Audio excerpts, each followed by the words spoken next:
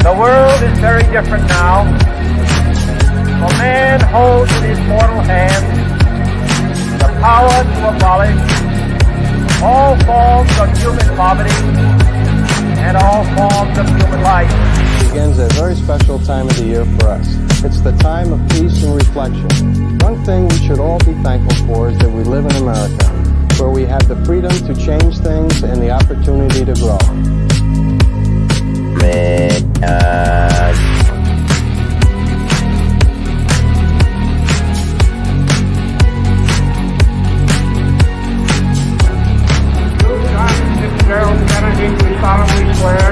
I, John Fitzgerald Kennedy, do solemnly swear that you will faithfully execute the office of President of the United States. that I will faithfully execute the office of President of the United States And will, to the best of your ability, and will, to the best of my ability, preserve, protect, and defend the Constitution of the United States. preserve, protect, and defend the Constitution of the United States. So help you God. So help me God.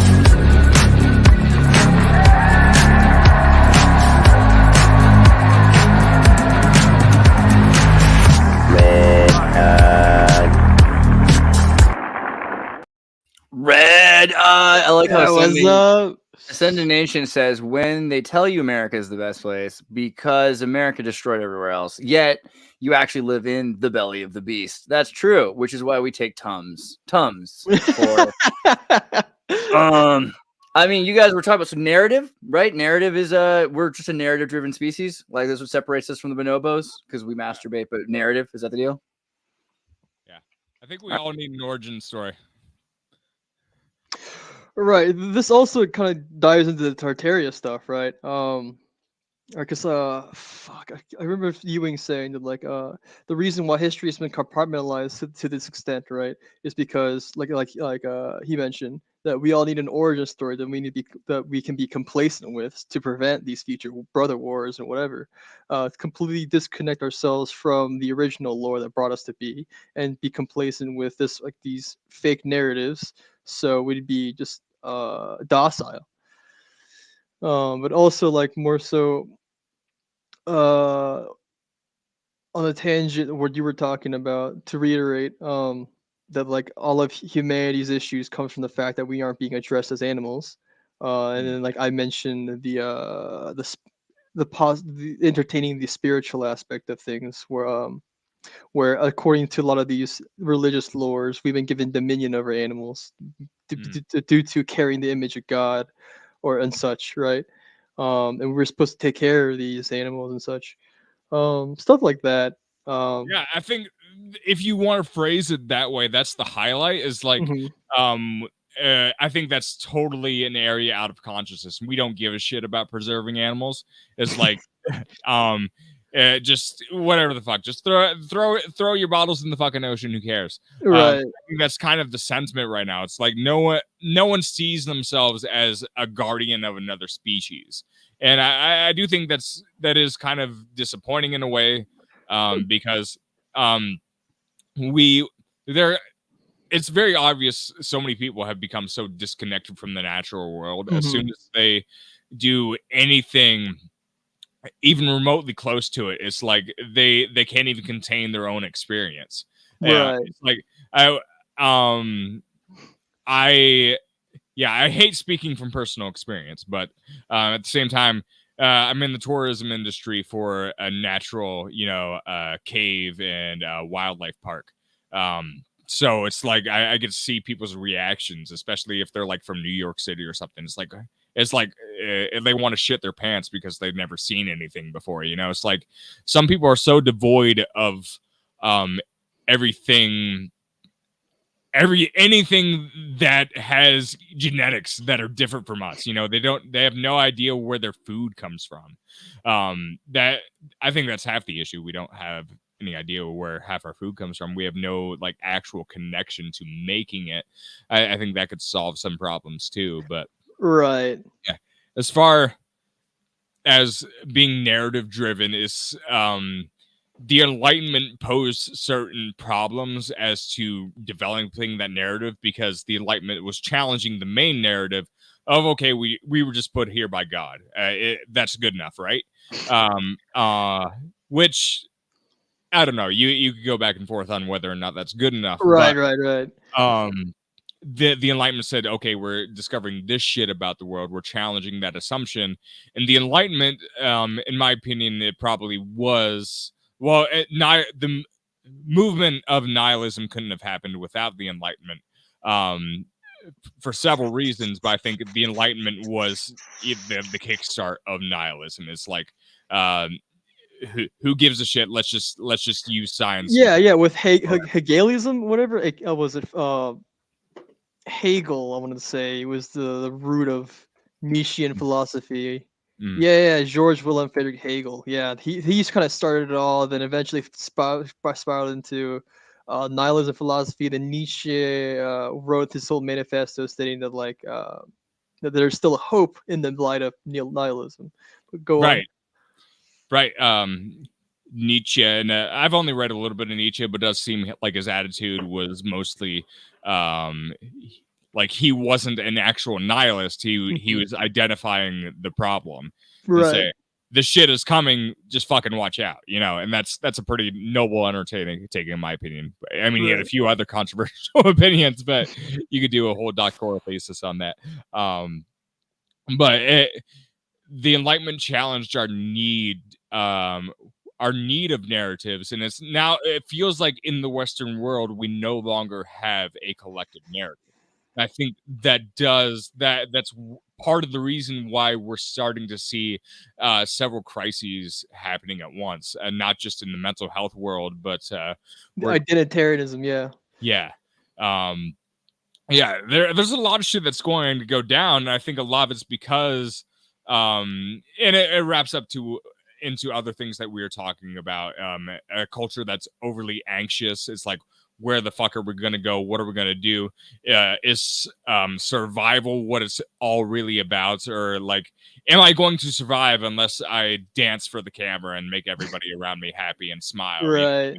All this toxic positivity. What is the solution to all of this? There are different theories out there.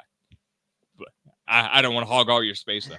For me, I think the answer, or like what we should be striving towards, is like the thing is we're seeing such a crisis in identity and cultural roots or whatnot, right?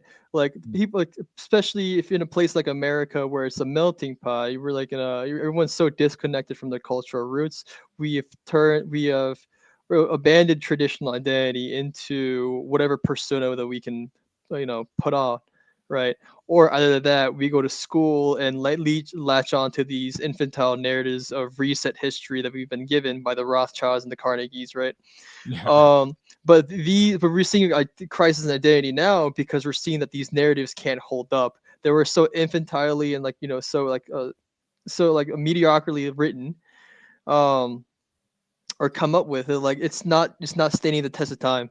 People are seeing right through it, which is why we have Tartaria people like me coming forward, talking about stuff like this. And no, not to mention, like, I wanted to go back on a previous point that you mentioned, like how you mentioned that it's disappointing that like humanity is no longer a guardian of a certain animal species.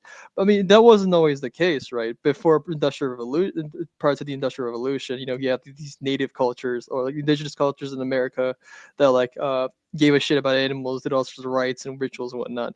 But going further than that, you have Islamic history on like how the imams used to be able to talk to birds and whatnot, and certain races were assigned certain animals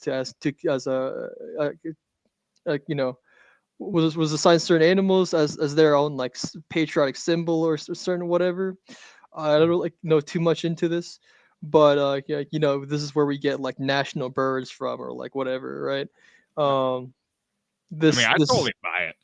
Right? Yeah. I think last week we talked about like Buddhists like transitioning people from people's souls from one body into another, and like controlling their reincarnation. Yeah, the rainbow body stuff we were talking about too, and like how that's all like it's even the fact that this shit's it's just proven by science. The fact that people can emit biophotons, right? You can emit light literally just by meditating somehow. Like, and yes, and like this is why I completely dismiss the evolutionary theories, because how can evolution account for psychic powers? It's I don't know. It's evolution is hard to think about, and I think one thing that's underappreciated is just the large expanse that we're dealing with. Like when you do evolutionary theory, like you are dealing with hundreds of millions of years of time. And so, I mean, if you accept the Earth is that old, it just makes the formula just extremely, extremely complex. So it's hard to pretend like you have a full understanding of that, and it's like there's nothing wrong with trying to understand it from a scientific perspective, but there is something wrong with trying to assume that you know more than you do from a scientific perspective. And I think that's one thing that did come out of the Enlightenment as well, is the overassumption of origins, and what we can assume about certain theories. Which all comes from ego, right? And like the biggest thing is in order to accept new information, we have to let go of ego, which is the premise of every religion in the world. Well, and it's like we didn't even identify ego until right. Well, I mean, we did identify it in a religious sense, but science did not acknowledge in a secular sense. In like a dictionary will, so so I mean, that it's pretty cool now that we can actually talk about ego, and we can talk about collective ego. And I if people were more willing to talk about collective ego in a way, well, it just more openly in public forums, I think that would we could get a lot more places, because I think right now Western society and capitalism teaches us to distance ourselves from the idea of ego. It's like there's nothing wrong, just your because ego. They profit off of narcissism. Yes, that's a tough thing to accept, and it's hard. It's like now I feel weird about discussing anything online with anyone, Hell yeah. And it's not just you, it's just like it's part of what we're doing now. To me, it does feel, in a sense, it can feel performative, and that's why it's just like how do you get away from that feeling of it feeling performative? It's like, what do I say? It's like I could say racial slurs right now, but I don't want Andreas being demonetized, It's like but like I don't fucking know. It's like it's almost like you can't even, there's nothing you can even come up with that would free you from that performative aspect of it. And but the main topic, I guess, right now is ego. So our collective ego is unbelievable. Yeah. But all right. So as a society, how do we address collective ego? How do we identify it? And how do we mitigate it so that we can actually do surgery on it? Because we can't get rid of ego. All we can do is do surgery on it.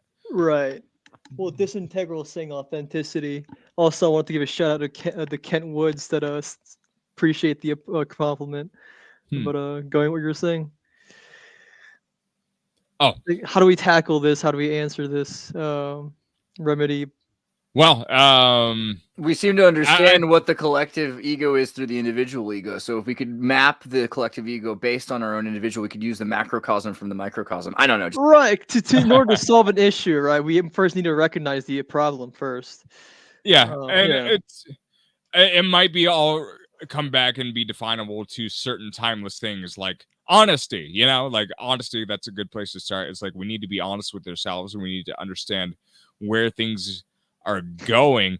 And one thing I noticed about I guess boomers and boomer culture and the work culture that we've created over the Right. past 60 years, the whole office space nightmare that's that we're all trying to escape. And it's like every message we've been given from Office Space hasn't been addressed since whenever it came out in 1995. It's like every corporate job is still It's 99, but it seems like 99. 99. Yeah. Shut up, man. Oh yeah. The whole thing was Honestly, about Andreas, just stay in the show so you can pitch in whenever, bro. I'm really liking this. Yeah. Yeah. I might throw Vincent in. We'll see. How... Still one of my favorite movies of all time. I could rewatch that pretty much every year. Oh yeah, great fucking movie. Have you seen? All right, I'm sorry, I'm a horrible person. No, Have you seen David Plate's on the think tank? Because he has the Matrix with the Office Space, and it's so good. The Sync book. Let me see if I can just find it really quickly. I recommend going to videos on the Sync book, checking out Syncflix, going down the list and finding. I think it's like near the bottom somewhere. But he's got the Matrix and the Office Space at the same time with I forget which soundtrack, but it's brilliant. Yeah, and I think there's a lot of synchronicities between those two movies because they both came out in 1999, and they're kind of like the synchronicity. He's like living in the same office. He's basically working in the same office as Neo, right? Like Mr. Anderson. So there's some synchronicities there. I don't know. It's in here somewhere. I'm still disappointed I haven't done an episode with Plate. You haven't? No, okay, now that's remedied. We'll do that next. That's the next thing we'll do. I also need to appear more Think Tank episodes because like I love talking to Eddie because he's got a lot of shit in terms of like political insight whatever. Yeah, I'll set it up. We'll mix. We're gonna do some more mixing and matching. And also he's also Chinese, so like he's also has insight Taiwan. on Asian, or Taiwanese, yeah. Real Chinese, yeah. Yeah, real Chinese. So he can speak more on the the Taiwanese from the Aborigines that I'm researching currently, and bounce back on like a lot of the Asian history and stuff. Dude, he knows a lot about all of it and like what they did to his family and like what the military and the religious orders did. I'm so interested to hear about it because like I coming from my dad's side of the family comes from North Korea, so like we have a similar experience. Hi, Vincent. What's up? Hi. How's Wonderland? I just got off work, so I'm like Nice. things synchronized. It was 11:11. Welcome back. We're addressing problems of the collective conscious and the collective ego and how to recover from this big gaping asshole that essentially escape from the narcissism of capitalism. How do we do that? Well, I don't know what ground you've covered, but obviously we're very focused on competition all the time. Like everything has to be one-upping each other, and ego driven as a result is just like feeding into that cycle of I got to make something. Like I don't know how many car companies there are, but we don't need that many. We don't need like just the sheer quantity of fake selection we have that is just driven by like endless toil between two companies but that's all artificially pumped out due to the antitrust laws that we have in this country that was established to eliminate monopolies. Let's go further because like let's think about Hitler, because you've got this idea of the brown shirts versus the black shirts. Why? Because you compete with yourselves because each one of them's ego is driven by the then ego. you end up boosting the other party. It's competition for the sake of this thing. It's when two slave masters own the same football teams, which is what BlackRock is doing. Just because Henry Ford accepted a Nazi reward does not make him a Nazi. That's true, but I mean the point is the same of making a better world. It has to do with competition because competition has to do with driving your own ego up compared to other people's ego in the hopes that eventually we've raised the playing field, right? Isn't that kind of the goal? Right. Well, I think this is one of those things that we need to go through. Like we can't really defeat it. We just have to sort of get so fed up with the way that things are going and I mean reach its end conclusion basically before people wake up and they go like, that's a stupid way to structure and to build a future. We have to think like longer term and not like, I mean, look, we don't even have people to repair our shoes anymore. The cycle is literally just go buy more shoes endlessly. Right. And it's things that were established for hundreds of years that work now are turned into like a monotonous factory Dude, system. I went to Bosnia and they make shoes in Bosnia, like leather. There's leather workers in Visoka. Like there's still that trade that exists. And, you know, I've been thinking a lot about this, you know, because I remember as a kid, I remember coming to like McDonald's and getting a toy and it's made in China. And I was told as a kid, like kids in China, like you should be grateful you're not in China because they make this stuff. You get to play with it and they get to make it. Like, wow, that just made me think like this kid made this, right? There's this kid out there who can make he's not just a cobbler, you know, like 100-year-old cobbler makes like Versace shoes, which are kind of boring compared to a Nike. Like Nike sneakers were fantastic, new, different. And this made by a kid my age. And all it did was make me fascinated by the Chinese. I'm like, wow, they make the coolest toys. They make the coolest stuff. And they do it from such a young age.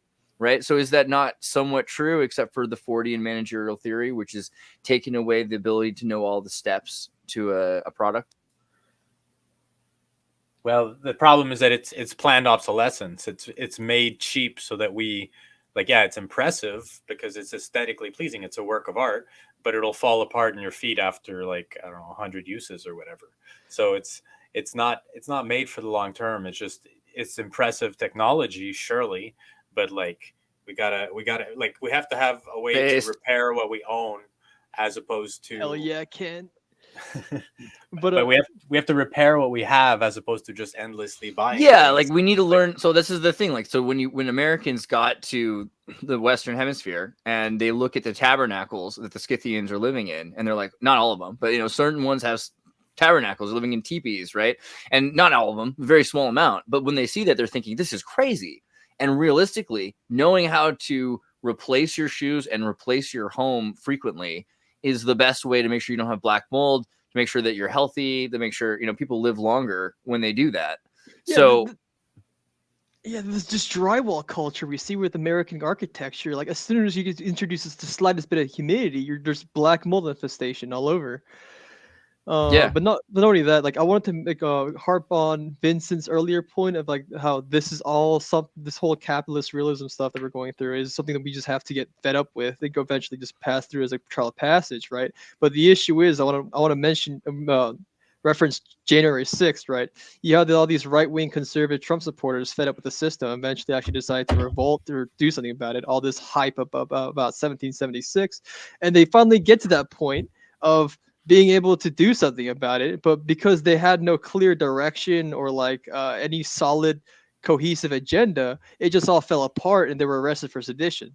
So that's the issue here that we're facing. We have no new idea to come up with beyond the system, which is what Mark Fisher talks about in his book Capitalist Realism, how we've been so ingrained and programmed by these government agencies like the CIA with MKUltra and whatnot that we literally cannot fathom a life beyond this, which is also the premise of Animal Farm, right? The people, the animals and species, or the animals in that farm that were born outside of the realm of freedom will never recognize true freedom, or will like or go back to it, which is the cynical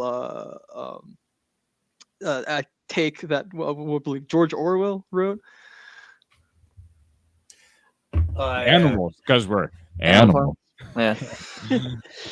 But you know, if you think about like the progress of materialism, so in India they're really excited now to get toys in their McDonald's, you know what I mean, and they love new Nikes for the first time in a long time, because India got over that a long time ago, because it became about learning how to play the instrument. It wasn't enough to have the icon. It was my grandfather's violin, so I care about it, so I learned to play the violin. But into the West, it got to the point where it's your iPod and your iPhone. You're like, I can just get a new one. And it's not the grandfather's violin, it's the song. So actually, materialism has led to hyper materialism, which has led to beyond metamaterialism, which has led to immaterialism. And you think about like where the richest people go. If you go to a hotel, what do? You know, you take off all your clothes and put on this white robe like you're in a friggin' temple, and materialism disappears, because all of a sudden everything is just where, you know, you get it, it comes, it's part of the thing. It's not your ice, it's just ice when you want ice. So hypermaterialism happens from materialism, and it leads us to transcend. I mean, this is what the Veda says, right? Is Right, that right. you So need to there get can over be it. enlightenment through it is high. Oh God! So this is what the Agoras talk about, right? The Agori people, like they believe nothing in this world is evil. That we must embrace it all to eventually reach enlightenment. Which is a very odd take. So yeah, these people smoke poop. You know about Yeah, that? you know, I Yeah. think boundaries are important, but people, you know, like the notion of going beyond good and evil is not like I mean, it's obviously common, but I think smoking shit is a mistake. I think but you know, at the same time, like you know, people in the West they go and flip cow shit and then they eat the mushrooms under, and it's just like Right, you're right, literally right. eating mushroom shit, and it's just like okay, like where do we draw the line? I mean, I'm Well, not there saying are a lot of different cults, like the Sabbateans came up recently, right? And the Sabbateans in 1666 are a Jewish cult that had their own Messiah, and they were killed off a lot, except a lot of them made it into secular states, into Islam, into Catholicism, into other churches. Took and there are still cults that are Sabbateans, right? And the Sabbateans believe that to bring God back, you have to sin so hard that it causes the apocalypse. So there's that's a large section of people that were, But I mean, Wasn't that's there like like a? Sorry, go ahead.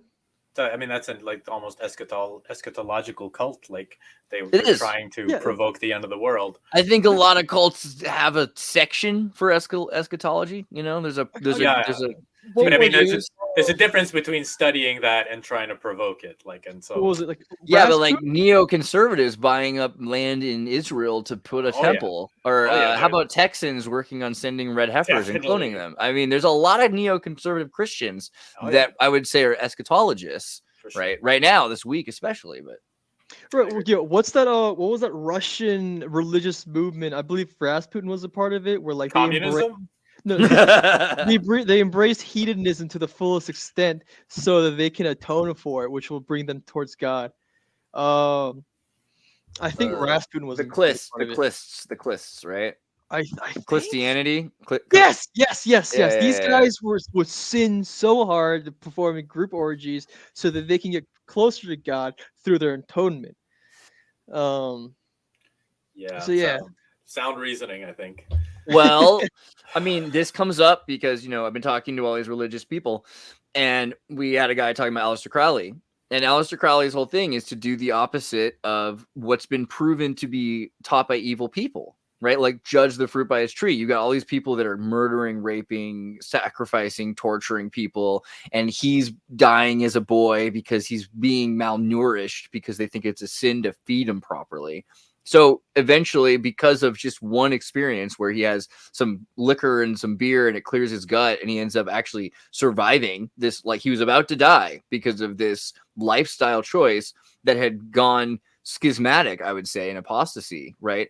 And so he says, okay, well, what's the opposite of that?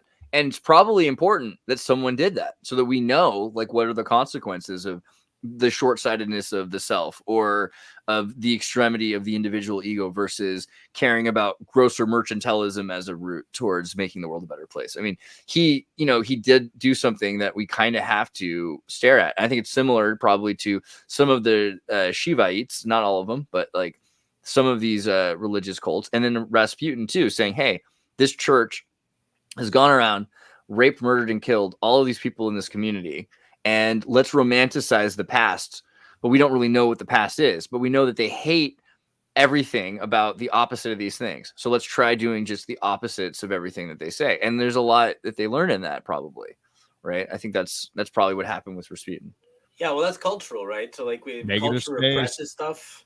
Culture represses things they don't understand and that are immediately harmful. And then in a different setting, it's not as harmful. It's like I'm sure that there was consequences to, like, I don't know, homosexuality in certain settings throughout history, but in a modern setting, it's like the actual result is completely different. So they'll tell us the homosexuality is bad, I don't know, 1800 years ago because it would destroy tribes or something. Or it's a mistranslation, because I keep thinking that we read it sure. wrong, because they're No, saying no. like, don't lie with your bro the way you'd lie with your girlfriend. Like, don't tell your bro he looks good in those jeans, like, if he doesn't, right? That's probably just what we did wrong. But for me, like, I'm more so under the belief that like every religious ritual, law, whatever, is all surrounded on like parasite removal, right? In the Like, the worm in the worm in Eden. I mean, the snake in Eden was actually a parasite. yeah, well, there's like a lot of Gnostic interpretations into that, but like just on an objective scale, if you look into pretty much every religious rite, like kosher, halal meat, whatever stuff like that, it's all about parasite removal. And like there's also the deep esoterica into parasite infections and demonic possessions, stuff like Mhm. that. And like how even now in modern days, starting with the Rockefeller clinics in the 1910s, addressing the hookworms and stuff like that on parasite influencing human behavior, because like your gut microbiome has neurons that dictate your personality, stuff like that. So everything you eat, like, this all matters. The reason why people back then believed that homosexuality is bad is because in your colon you have a lot of these E. coli bacteria type stuff that you can't just wash off with soap and water, which will eventually lead into hepatitis C. And back then diarrhea killed you. So like, can you imagine if you'd stuck your dick in your butt? Like you would, yeah. It's like cutting the foreskin, like, okay, that was Right. They would get sand in it, like obviously they were walking in a desert for 40 years, so like get sand in it, boom, infection. Oh, just cut that thing all off. But I these think laws there are some things that very quickly become like, so the slaves were forced to be circumcised, and so a lot of these things are like they're done for you because you don't have choice, right? And so if you can't have choice and they don't care, they're like, we need to make sure this is a certain way. We're just gonna, like, from now on, this is it. Like from now on, you drink boiled water, right? Genghis Khan's thing. And they're like, oh, he's crazy, but it's like, otherwise you die. Yeah. I have a recommendation. The movie Dante 01 is it has the guy from the Matrix, the French guy in the Matrix, not the Matrician. Anyways, he's the main character. He plays Saint George, and he's in he's in a space prison with a bunch of different characters that represent different monsters throughout history. So like historical figures, but they're trapped in a prison, and he sees the multi-dimensional parasite within them that is the old dragon, and then he goes and takes it out of them and eats it. And so he's a sin eater, and yeah, like this movie is fucking amazing, really. God damn. Can't recommend it highly enough. It's French though, so watch out. Warning. Yeah, no, I get French. Well, the thing is, I love French. Like I was a hipster back in the day, so like French films is just like yeah. I'm actually French, so that's why I'm. no. I French cinematography had huge cultural impact on me back in the day, and like also like it's just they're very good. I think that there's a problem in our culture. We have mimetic parasites. So like we have parasites mimetically through language, through interactions, whether it be like nihilism or anti-life in all its forms. And so we do have some form of parasite, and physical and like mental and perhaps spiritual. And so there is an aspect of this where it's about purging out all the bad ideas in our culture that just they don't have their value, because like, I mean, it's not subjective. It's not to say that like there's one answer. It's just that there's a lot of wrong answers, and we can tell when they're wrong, and we do need to let them go at some point. And that includes these sort of concept. Like, I mean, I can't vouch for, I can't really say, but probably like flat Earth, for example, like probably should go the way of the dinosaur at some point. Like, you mean like found out to be real, like birds? Well, my theory is that the Earth is multi-state, and it just collapses into one state based on who's. That's what I thought they really meant at first, and so I kind of got bummed out. It's kind of like when people join Scientology, but backwards for me. I go with the tree of Yggdrasil model, right? Because like every fucking the tree of Yggdrasil. Let's do that real quick. Tree Yggdrasil. No, because like the Yggdrasil model follows the Vedic universe model, like cascading. Is there a turtle in that one? Bro, we're all turtles all the way up and down. But I'm more convinced this is the Rupus nigra. Hey, look, a snake. Oh, interesting. Yeah, I'm more convinced that this is the Rupus nigra. And there's a crystal ice wall. Interesting. Yeah, there's the ice wall, the firmament. Oh, and there's a giant snake that's biting its own tail. It's going around the whole thing. Okay. Yeah.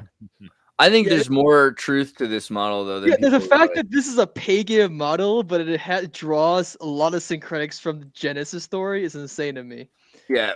I mean, like at very least on a metaphysical level, this is the Right. most practical way to look at reality because as above, so below, as in, as without. So if we're looking at everything and we're seeing it inside out, then the most logical esoteric is that it's backwards, right? So snow globe reality is more the point of the Yggdrasil model is that Right, you're in right. this sort of, and also like looking at flat, like meta holographic universe. If you look at the holographic universe theory, then reality is flat in that sense, but it's just an arbitrary Because idea. Like, what does it yeah, matter? the holographic universe theory in the sense that like if you take away, it's like say if you're a fourth dimensional, fifth higher being, higher dimensional being, if you were to look into our 3D world, you would see that you in your perception, you would see that it's flat because it lacks depth to you.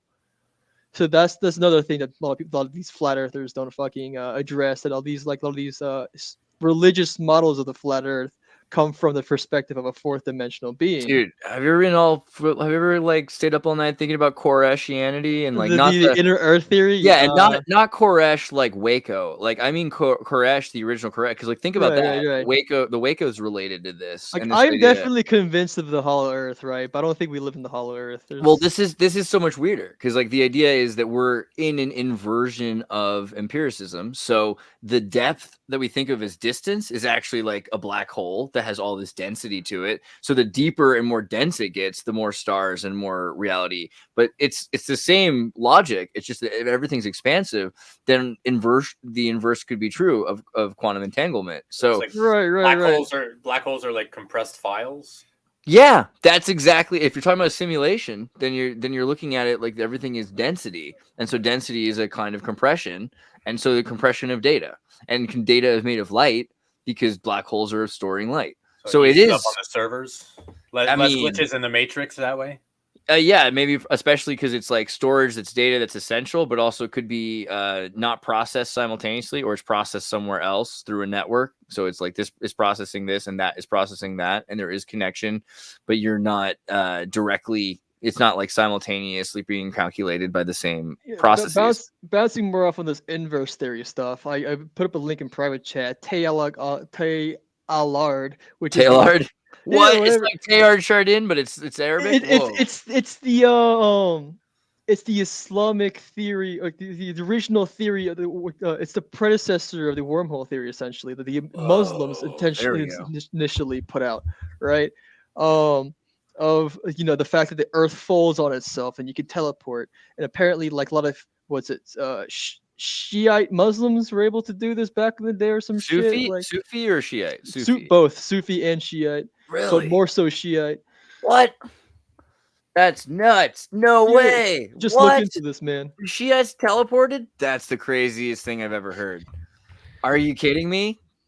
That's pretty wild for what the Shiites are up to today. Like they used to teleport and do magic. Apparently, dude. But I mean, hey, I don't put that past. What is this called? This is called Tay Allard. Tay Allard. Allard. It is the predecessor to the wormhole theory. This is before even industrialization. They had this fucking theory, man. It's insane to think about. A type of karamat in which instead of moving towards a destination by taking a step forward, the Earth turns towards the traverser rapidly. So like gyroscopically, no matter how far the destination be. The concept of the Tay al-Ard has its roots in the following verses of the chapter Al-Namal in the Quran. Solomon said to his and Solomon, he's making temples with demons. This is getting wild. All right. Solomon said to his own men, "Yea, chiefs, which of you can bring me the throne of the Queen of Sheba before she and her envoys come to me in submission?" Said an Ifrit of the jinns, of the genies, of the demons. All right. "I will bring it to thee before thou rise from thy council, O the Chaldean Ifrit. Indeed, I have full strength for this purpose and may be trusted," said one who had the knowledge of the book. "I will bring it to thee within the twinkle of an eye." Then, when Solomon saw it placed firmly before him, he said, "This is by the grace of my Lord." Oh, wow. Okay. So yeah, they're saying you can command the power of demons if you have the Chaldean priesthood, essentially. You can use them for teleporting objects or maybe yourself. That's wild. What do you think about teleporting magic? I'm sorry. It blows my mind. Yeah, I feel like my boy American Time Machine here kind of checked out. I'm here. I don't know, but like I don't know, just is this like kind of like No, I these dig the subject. subjects. His name is literally Time Machine. I think he can handle teleportation. You know. No, I like the idea of teleportation. No, I I'm just see what you wondering if mean. these subjects are like kind Well, of the way out of left field for you. Sufis are so about magic, but they're also So about Sufi is immaterial. spelled with N's, though, right? Sufis what? Sufi is are those spelled with N, like Sunni? No, that's Sunni. No. So the Sufi are like the philosophers. So like it's not really true that the root is from Sophia. Arguably, people say the root comes from like wool cloak or something in Arabic. But Sufi and Sophia and the Sophian philosophy, the Sophists, they're very similar. So the Sufis are the mystical, Gnostic, the more Gnostic, less militant kinds of Arabs. And Muslims that went like there's a Sufi mystical school in Peru because after the Spanish Inquisition, a lot of the Sufis left Spain and got as far away from Spain as possible through Spain, going to the West. And so they established schools in Peru. So they're into mysticism and the idea that the material world is evil and that we're supposed to focus on consciousness and psychology and knowledge and wisdom and everything like that. So I kind of wonder, like, what were they thinking? Did they really believe in material folds? Because they probably did. They probably believe that the universe, once you recognize it's all in your mind and everything is psychology, they probably thought, yeah, you can just move it around. But also, I wonder if they took it to a more like secular place because the idea, like, do you really manifest something, or is it like what it says, or how to get it? This is all tangent with the Maya, the illusion that the Buddhists talk about, like the holographic universe thing, whatever. Being, yeah, if the universe is a hologram, then in abstract it's an illusion, which means the Buddhists were pretty much fucking right.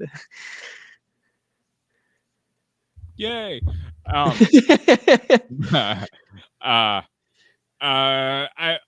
trying not to veer off topic and also be on topic. Shame on you. Veer off topic. Drive as fast as you say can. Whatever's on your going. mind, bro. This show is all about tangents, bro. We're addressing what's going on in the West.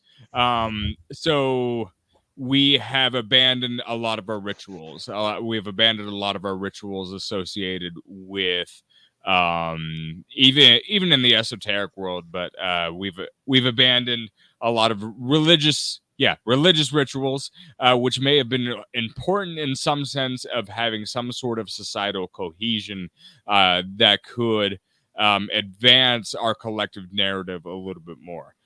So there may have been an extreme weakness by totally removing that from society. People still are. They can be somewhat religious. Sometimes they are voluntarily somewhat religious, but the most religious we are is in the sense where every one of us will log into Instagram every day. That's the most religious that society has become. It's like that is the ritual that we are performing. It's not even a joke. It's not like I'm even criticizing. It's like that's how far we've come, is that we are all so used to ritualistically opening up social media accounts and viewing media and getting viewing that panopticon that it's not even we're not even jokingly saying like, oh, it's a ritual. No, it's actually you are repeating this compulsively. And we might not even we're like aware of it, but how are consciously aware are we've shifted terms. We used to do status upgrades, now we do status updates. So it sounded like a good thing. I think it's like they did that on purpose, and so then they're like, oh wow, I'll always get a status upgrade, but you're not always upgrading. And a lot of people are focused on their deities, which are people with followers. So we haven't really stepped away from Mithra cults or the Romans or anything. Yeah, one thing. I'll point out that what we're actually using is portals when we're doing this. We're talking about teleportation, but really, like, this is portal technology we're using right now. I can see you guys through a medium. Right. That's the same thing as a crystal ball. It's the same thing. It's just we have different words for it. I mean, in schools and in some webcam groups, like webcam websites, like they call them portals. So the language is already there. We run wizards and everything. Oh yeah, this is also going into this one I wanted to mention was the spirit. This is why like a lot of religious people tend to state that all this stuff is spiritual warfare of replacing what we initially had was like holy rituals and rites. We replaced it with mere materialistic rituals of idolatry, of putting our own ego, making ourselves God essentially. Mm. And not only and also like you also have the more fringe, I guess, schizophrenics that mention how circuit boards look like demonic sigils and stuff like that. Yeah. Well, they do.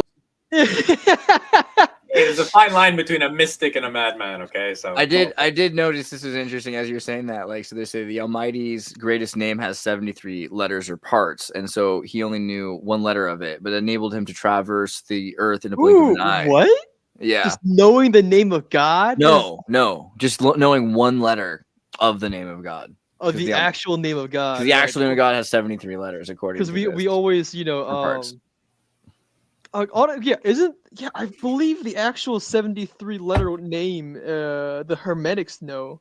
If you want to Wikipedia Hermetics real quick. Wikipedia? No. Watch this. Go to Bard, and we'll just ask Bard, like, what is the 73 letter name of the Almighty? It probably doesn't know if it's not like out there. If Hermetics have it, then it won't. Because of our how much society has revered God, and the fact that we can't even say his name has turned us into Here we go. So the 73 letter name of the Almighty is a Jewish esoteric concept. It is said to be the most powerful sacred name of God, that knowing it gives one great power.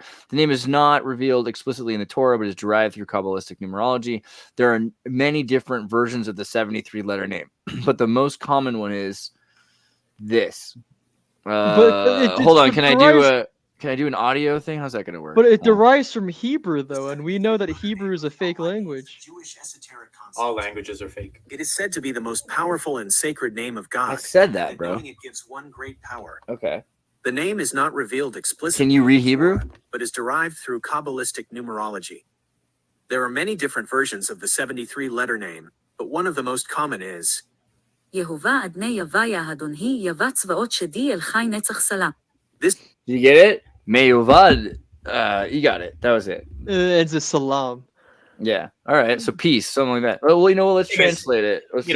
Does God have like a tongue? Does he can he make the same shapes and sounds as us? Does his language, the true language of God, is it English? Is it Hebrew? Is it a human language, or is it a God language? Well, did you watch Pi? Did you watch the movie Pi? Come on, because in the movie Pi, the movie Pi. Have you seen the movie Pi? It's 88 minutes long. No. What, Vincent? Vincent, shame on you. Send it to me. I don't know what to say. There's infinite movies out there worth watching. No, they're not. There's a finite. It's 3.1415962 numbers of movies that are worth watching, and Pi is the most important. So, all right, it's crazy. If you've seen it, Gumwoo, you know what I'm talking about, right? No, I haven't seen it. Am I the only Kurt? Have you seen this movie? Andreas, you're the king. You're the esoteric king here. Okay, so I had too much time off. I know. Exactly. But look, it's a how shorter. Can I get? Most movies are like 90 minutes. This is like 81 minutes or 88 minutes. It's some weird. It's everything about this movie is numerology, and so it's about this Jewish guy who says he's not Jewish anymore, but these rabbis start chasing him because he's also a mathematician who's figured out that God's real name is 256 digits, like a hash SSH, and he's built some computer. And so they start working to get him the computer chip he needs, because then he can start crunching the numbers even more. But the thing is, he's already a genius. So he's already kind of figured it out.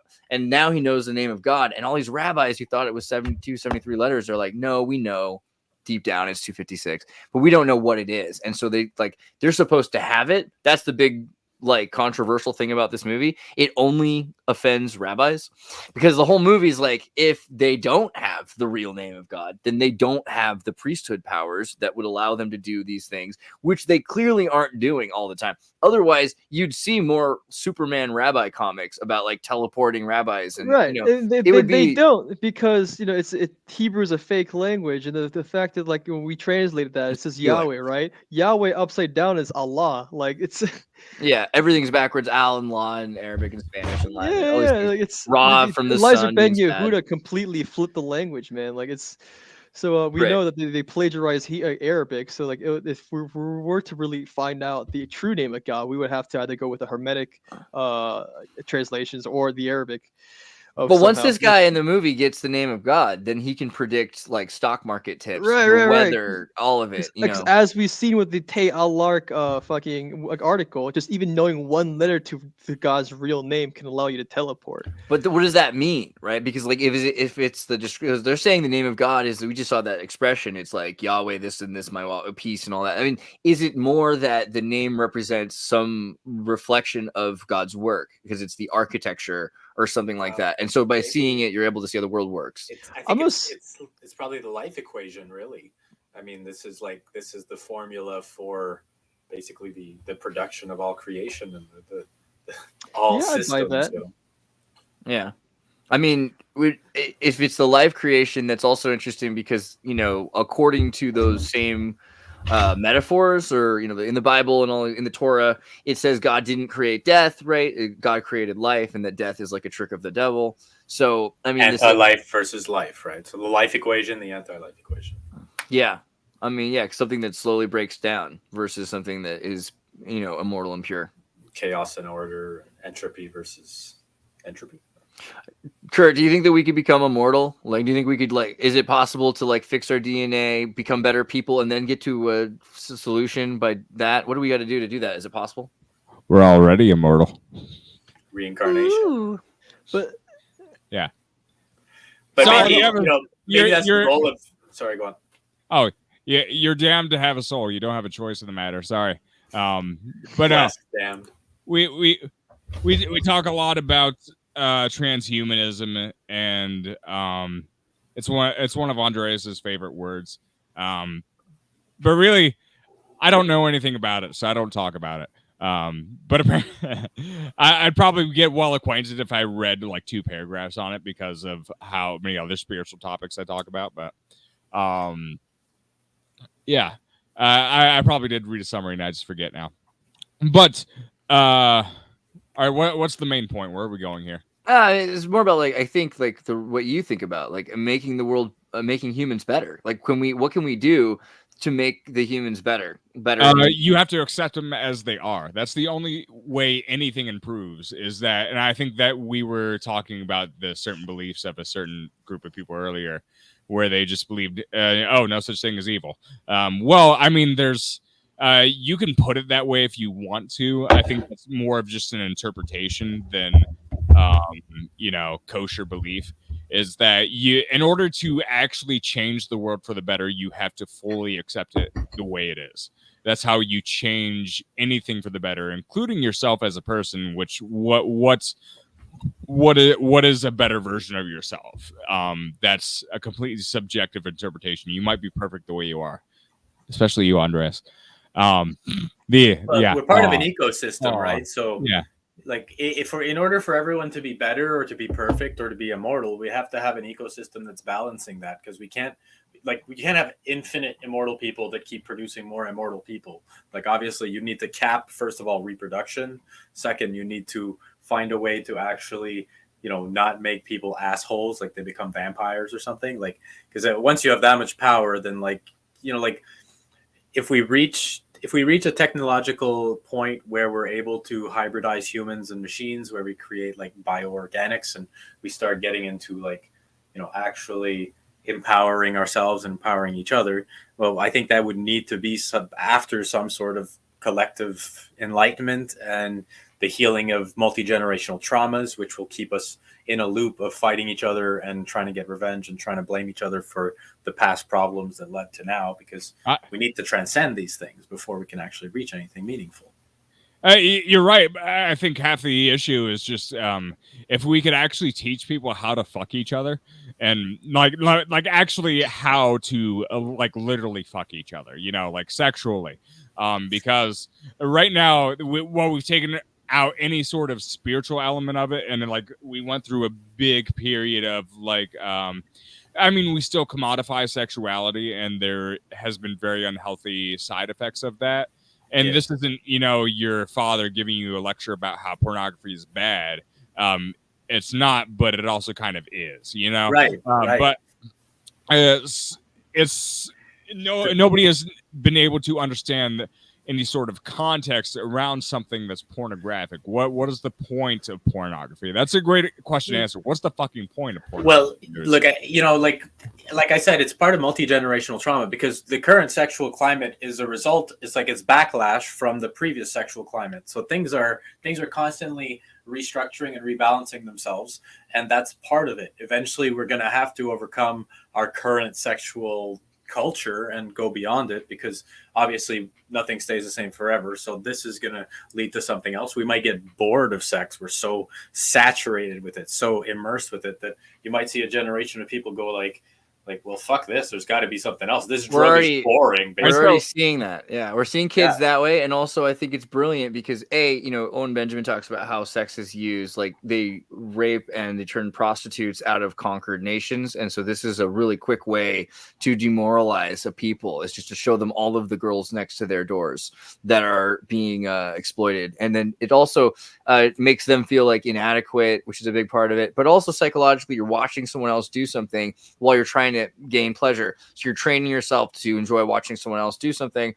And then it's also very physical. No, it's not physical. It's all visual. So you're seeing as much of the body of this person as other person. They're even doing it, right, in ways so that you see their bodies, but they're having as little physical contact and intimacy as possible. So it's training people to separate physicality from the visible, which I think, again, will turn people back to a material, because they're going to say, well, what's the actual substance, right? And substance will be the opposite. And so they're going to probably reject, It's right. There's probably only bad outcomes from that, because there's certain things that probably weren't meant to be separated. And I think pornography is a good example of that. And I'm not discussing, this isn't life advice of just like don't watch porn. I'm saying the problem is more complex than we have been willing to give credence to. If you separate, imagine, I don't know, you're a groundhog. Well, let's say you're a groundhog, and you give this groundhog a screen of just two groundhogs fucking each other. It's like, what is that groundhog going to want to do? Is it going to jack itself off, or what is going to be the result here? I think this is a great thought experiment, by the way. Just picture a groundhog jacking itself off. What's going to happen here is that it's not going to turbine things like maybe we do. Like, we might buy into the game, and then we masturbate, whatever. A lot of people do masturbate when they watch pornography. And we understand that it's just a simulation. We're like, oh, we're just nutting, whatever. It's fine. But also we have that drive. We have that drive to actively be a participant. And so that's it's the word, the scientific word, because science is so great. The scientific word is cognitive dissonance. There's a dissonance that naturally occurs deep within our psyches during that process. And so that's something that has to be addressed at some point. So if you're watching 10 years of pornogaphy and you don't get laid, what's going to fucking happen? I don't fucking know. You'll probably want to kill yourself after a certain point. I think that's a big problem that we're dealing with right now, is that probably does contribute to a lot of male suicidality right now. Is because it's like it's that effect of the carrot on the treadmill, and you're just only being on the fucking treadmill. Who could do all of that and not want to die after a certain period? Porn is a drug, right? I mean, eventually it's just neurochemistry where you're trying to get neurochemical stimulus, and it has diminishing returns if you keep seeking it out daily, and like a cycle, like you literally build a tolerance, and your body just goes like, it doesn't feel as good as the first, 100 times to however much you've been doing it. And at some point, that's a form of energy that you're releasing into a void. Basically, you're literally just going like, I can't actually get the real thing, therefore I'm just gonna give it to no one.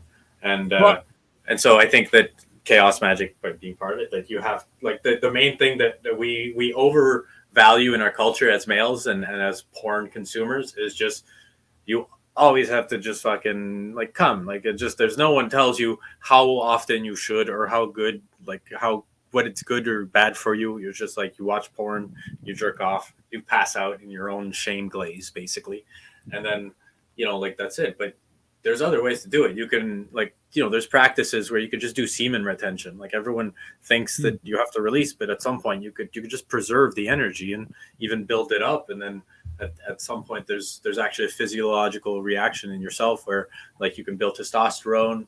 You can even notice a difference in the way that people treat you because your neurochemistry is different. Like there's like post nut clarity, right? Where like after you finish, you're like, oh fuck, why was I watching like I don't know hedgehogs jerking off or whatever? And like he's French Canadian, by the way. Yeah, so like that post nut clarity. First of all, there's post nut clarity and there's post nut despair, which are two different things. I know it's real. Dude, I've been there before, dude. I know you're sitting there, every guy's been through it, bro. Well, like I found it interesting, like the band Incubus, right? Because it's kind of the whole point of the band is that if you have a succubus, you probably also have an incubus because they work in pairs, and it's maybe a metaphor, and we can take it to like a psychological allegory. But there's something if you spend your day obsessed with something, then at night something has you dreams, so there's something playing with both sides of your time.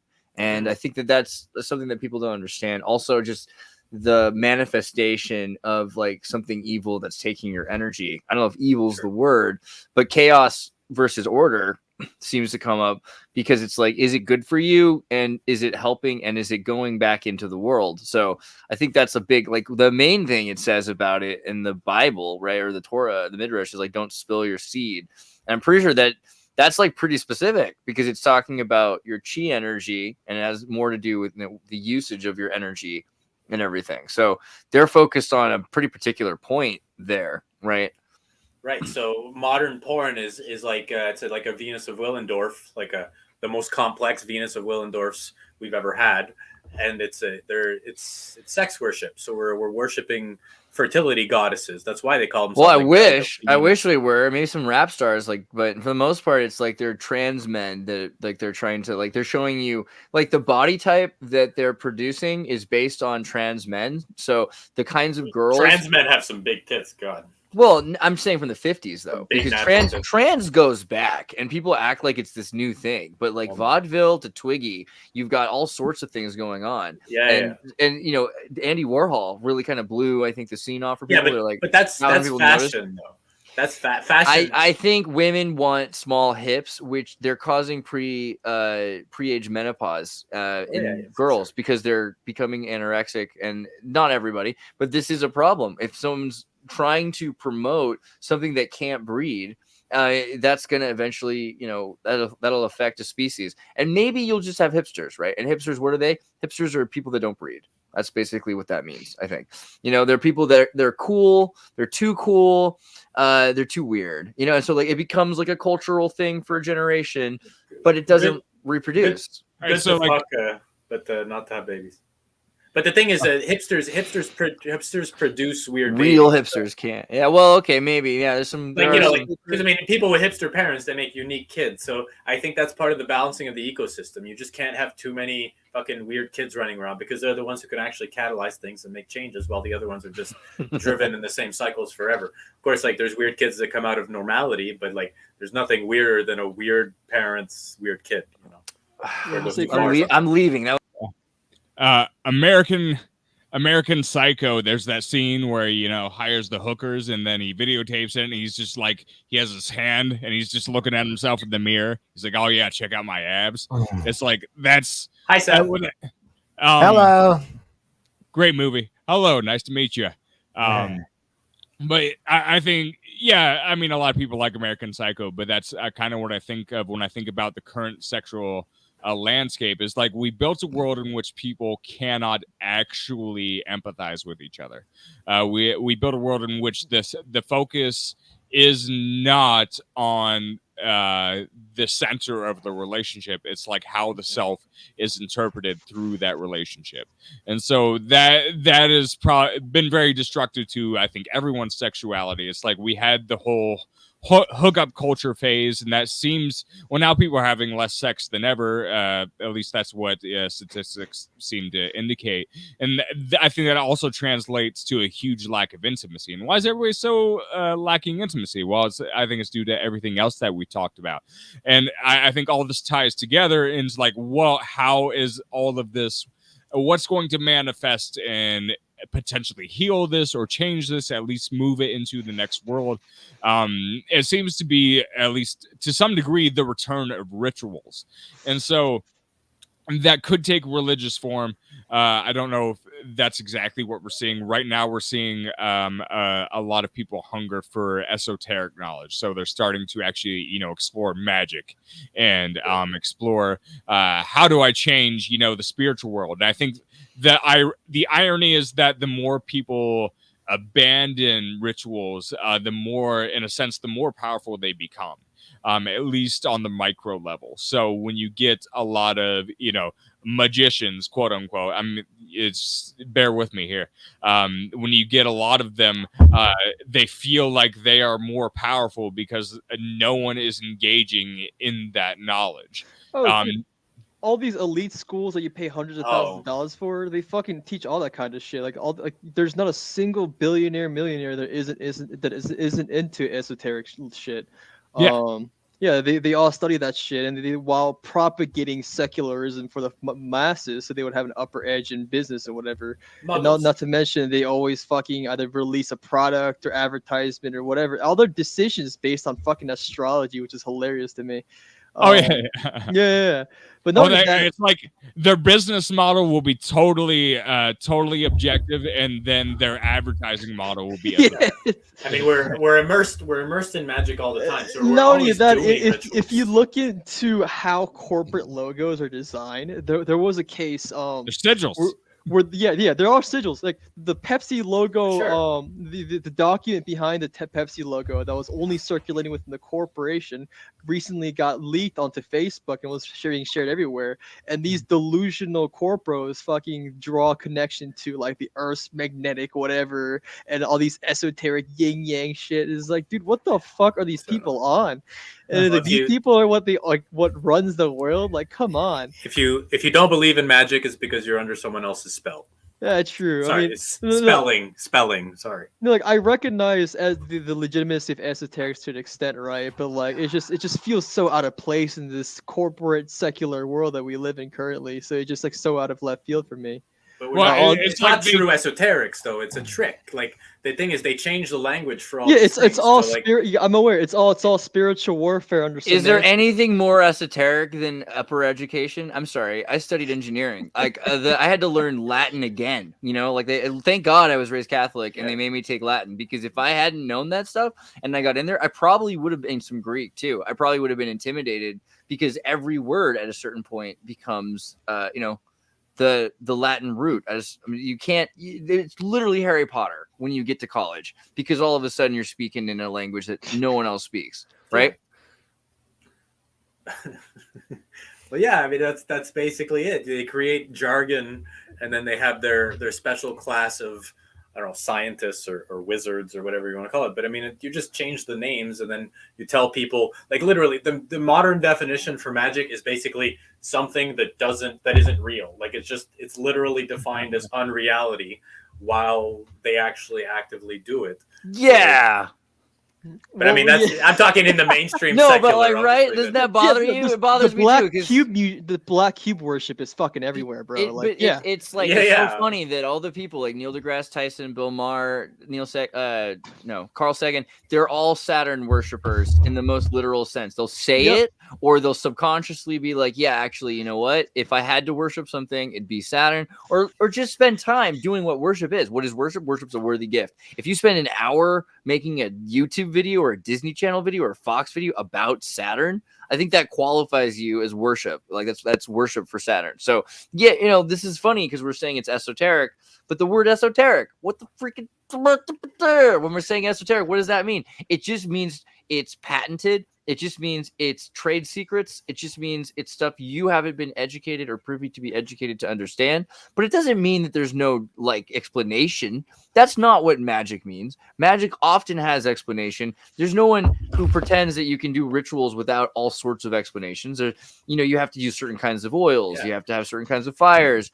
It sounds to me like growing a crystal at some point would have been considered magic. You take some salt, make some warm water, and you're growing crystals, and they're using this with resonance patterns. And they're going to say, well, just alchemy. And then so is someone, so someone says, how did you do this? And you say, it was magic. As in, I'm trained and you're not. You plebeian. I don't know. That's what it feels like. I mean, the term muggle literally just means someone who's not good at something. It means it's like the Masonic hierarchy, like I mentioned earlier. Is that what muggle means? That's basic. Yeah. Like if you look up muggle, like I mean, the original definition, pre Harry Potter, is just someone who didn't know what the fuck they were doing and that they don't understand magic, basically. So an apprentice, or like not even an apprentice, Oh wow! Yeah, I went way too far back to 12th century and found out that it meant someone with a fishtail. But muggle, yeah. a person, a muggle, a person who is not conversant with a particular activity or skill. That's what a muggle is. Huh. All right. That's interesting. Yeah, like the Masonic hierarchy I was mentioning. Whoa! It was really popular in the 1820s, and then it went. Okay. Keep going. Each subsection and class of people, like, it already allowed access to a certain granted amount of privileged information, right? And it's only until you either kiss ass to rise up to the other hierarchies, you're not going to get down to the actual truth of things, right? Also, another thing I wanted to mention, on the topic of immortality, there was just 2 links that I wanted to pull up. Then, I was way too late in the conversation for. Never too late. It's an orbital. We're orbiting back around. I came into contact with a pharma billionaire that I'm not going to mention. That she's my, I guess, insider into this business of things. Which I'm going to eventually whistleblow, hopefully, and I don't get killed for it. But yeah, don't whistleblower without consent. These delusional billionaires genuinely are trying to achieve immortality through pharmaceuticals, and the closest thing that they have come up with is this drug called Fox 04 DRI. I don't know if you've heard about that, but it's a successor to the drug that was able to reverse aging in mice, and is now going through clinical trials. Meanwhile, there's black labs in Russia that this girl I'm talking to has set up, that is already selling this to the elite market, and people are just gobbling this shit up right now. Is it adrenochrome? It's not adrenochrome. Foxo, like Foxy. All right, that's interesting. It's waiting for the plot twist where it does something random, like in a moment's notice, it'll just completely emulsify all your cells, and then you have to drink blood, or you have to get blood injections with new plasma, and you can't go outside in the sunlight. Probably. This initially was a cancer drug, right? So Stanislav Brzezinski, the Brzezinski clinics, I don't know if you heard about that, where he was the original guy that suggested that people with cancer are lacking in peptides, and then through his research on peptides, people have found out that you can reverse aging. That's how he is able to cure cancer, by literally reversing aging by reintroducing new peptides to the body. But when Stanislav Brzezinski, he's one of the most documented known people out there, right, of actually having a successful cancer cure. This is him at 113 years old. No, I'm just kidding. But he was repeatedly was thrown through the ringer of the court system with the FDA trying to shut him down, right? But he won the court case. He came out the other end victorious and legitimate, and then his entire study has been vindicated by the countless testimonials of people that he has cured. And through his study, we found the cure for aging. I mean, if we keep talking about vampires and in relation to this topic of immortality, because it seems like it's a warning that there's an collective unconscious warning going on where, we have to watch out when we're exploring immortality. We have to watch out for zombies, and we have to watch out for the undead. What if part of the brain dies but the rest doesn't, and then we become these weird animalistic sort of semi-humans that just I'm a big fan of that. See, I feel like we shouldn't throw the baby out with the baptism water with most things, and one of them is zombie movies, right? Because they're making so many of them, and you think about it, the logic of eventually medicine leads to a point where the side effect is we lose humanity and we get this animalistic ferocious thing. That's not even necessary. Actually, you could just have the bank system collapse, right? Yeah.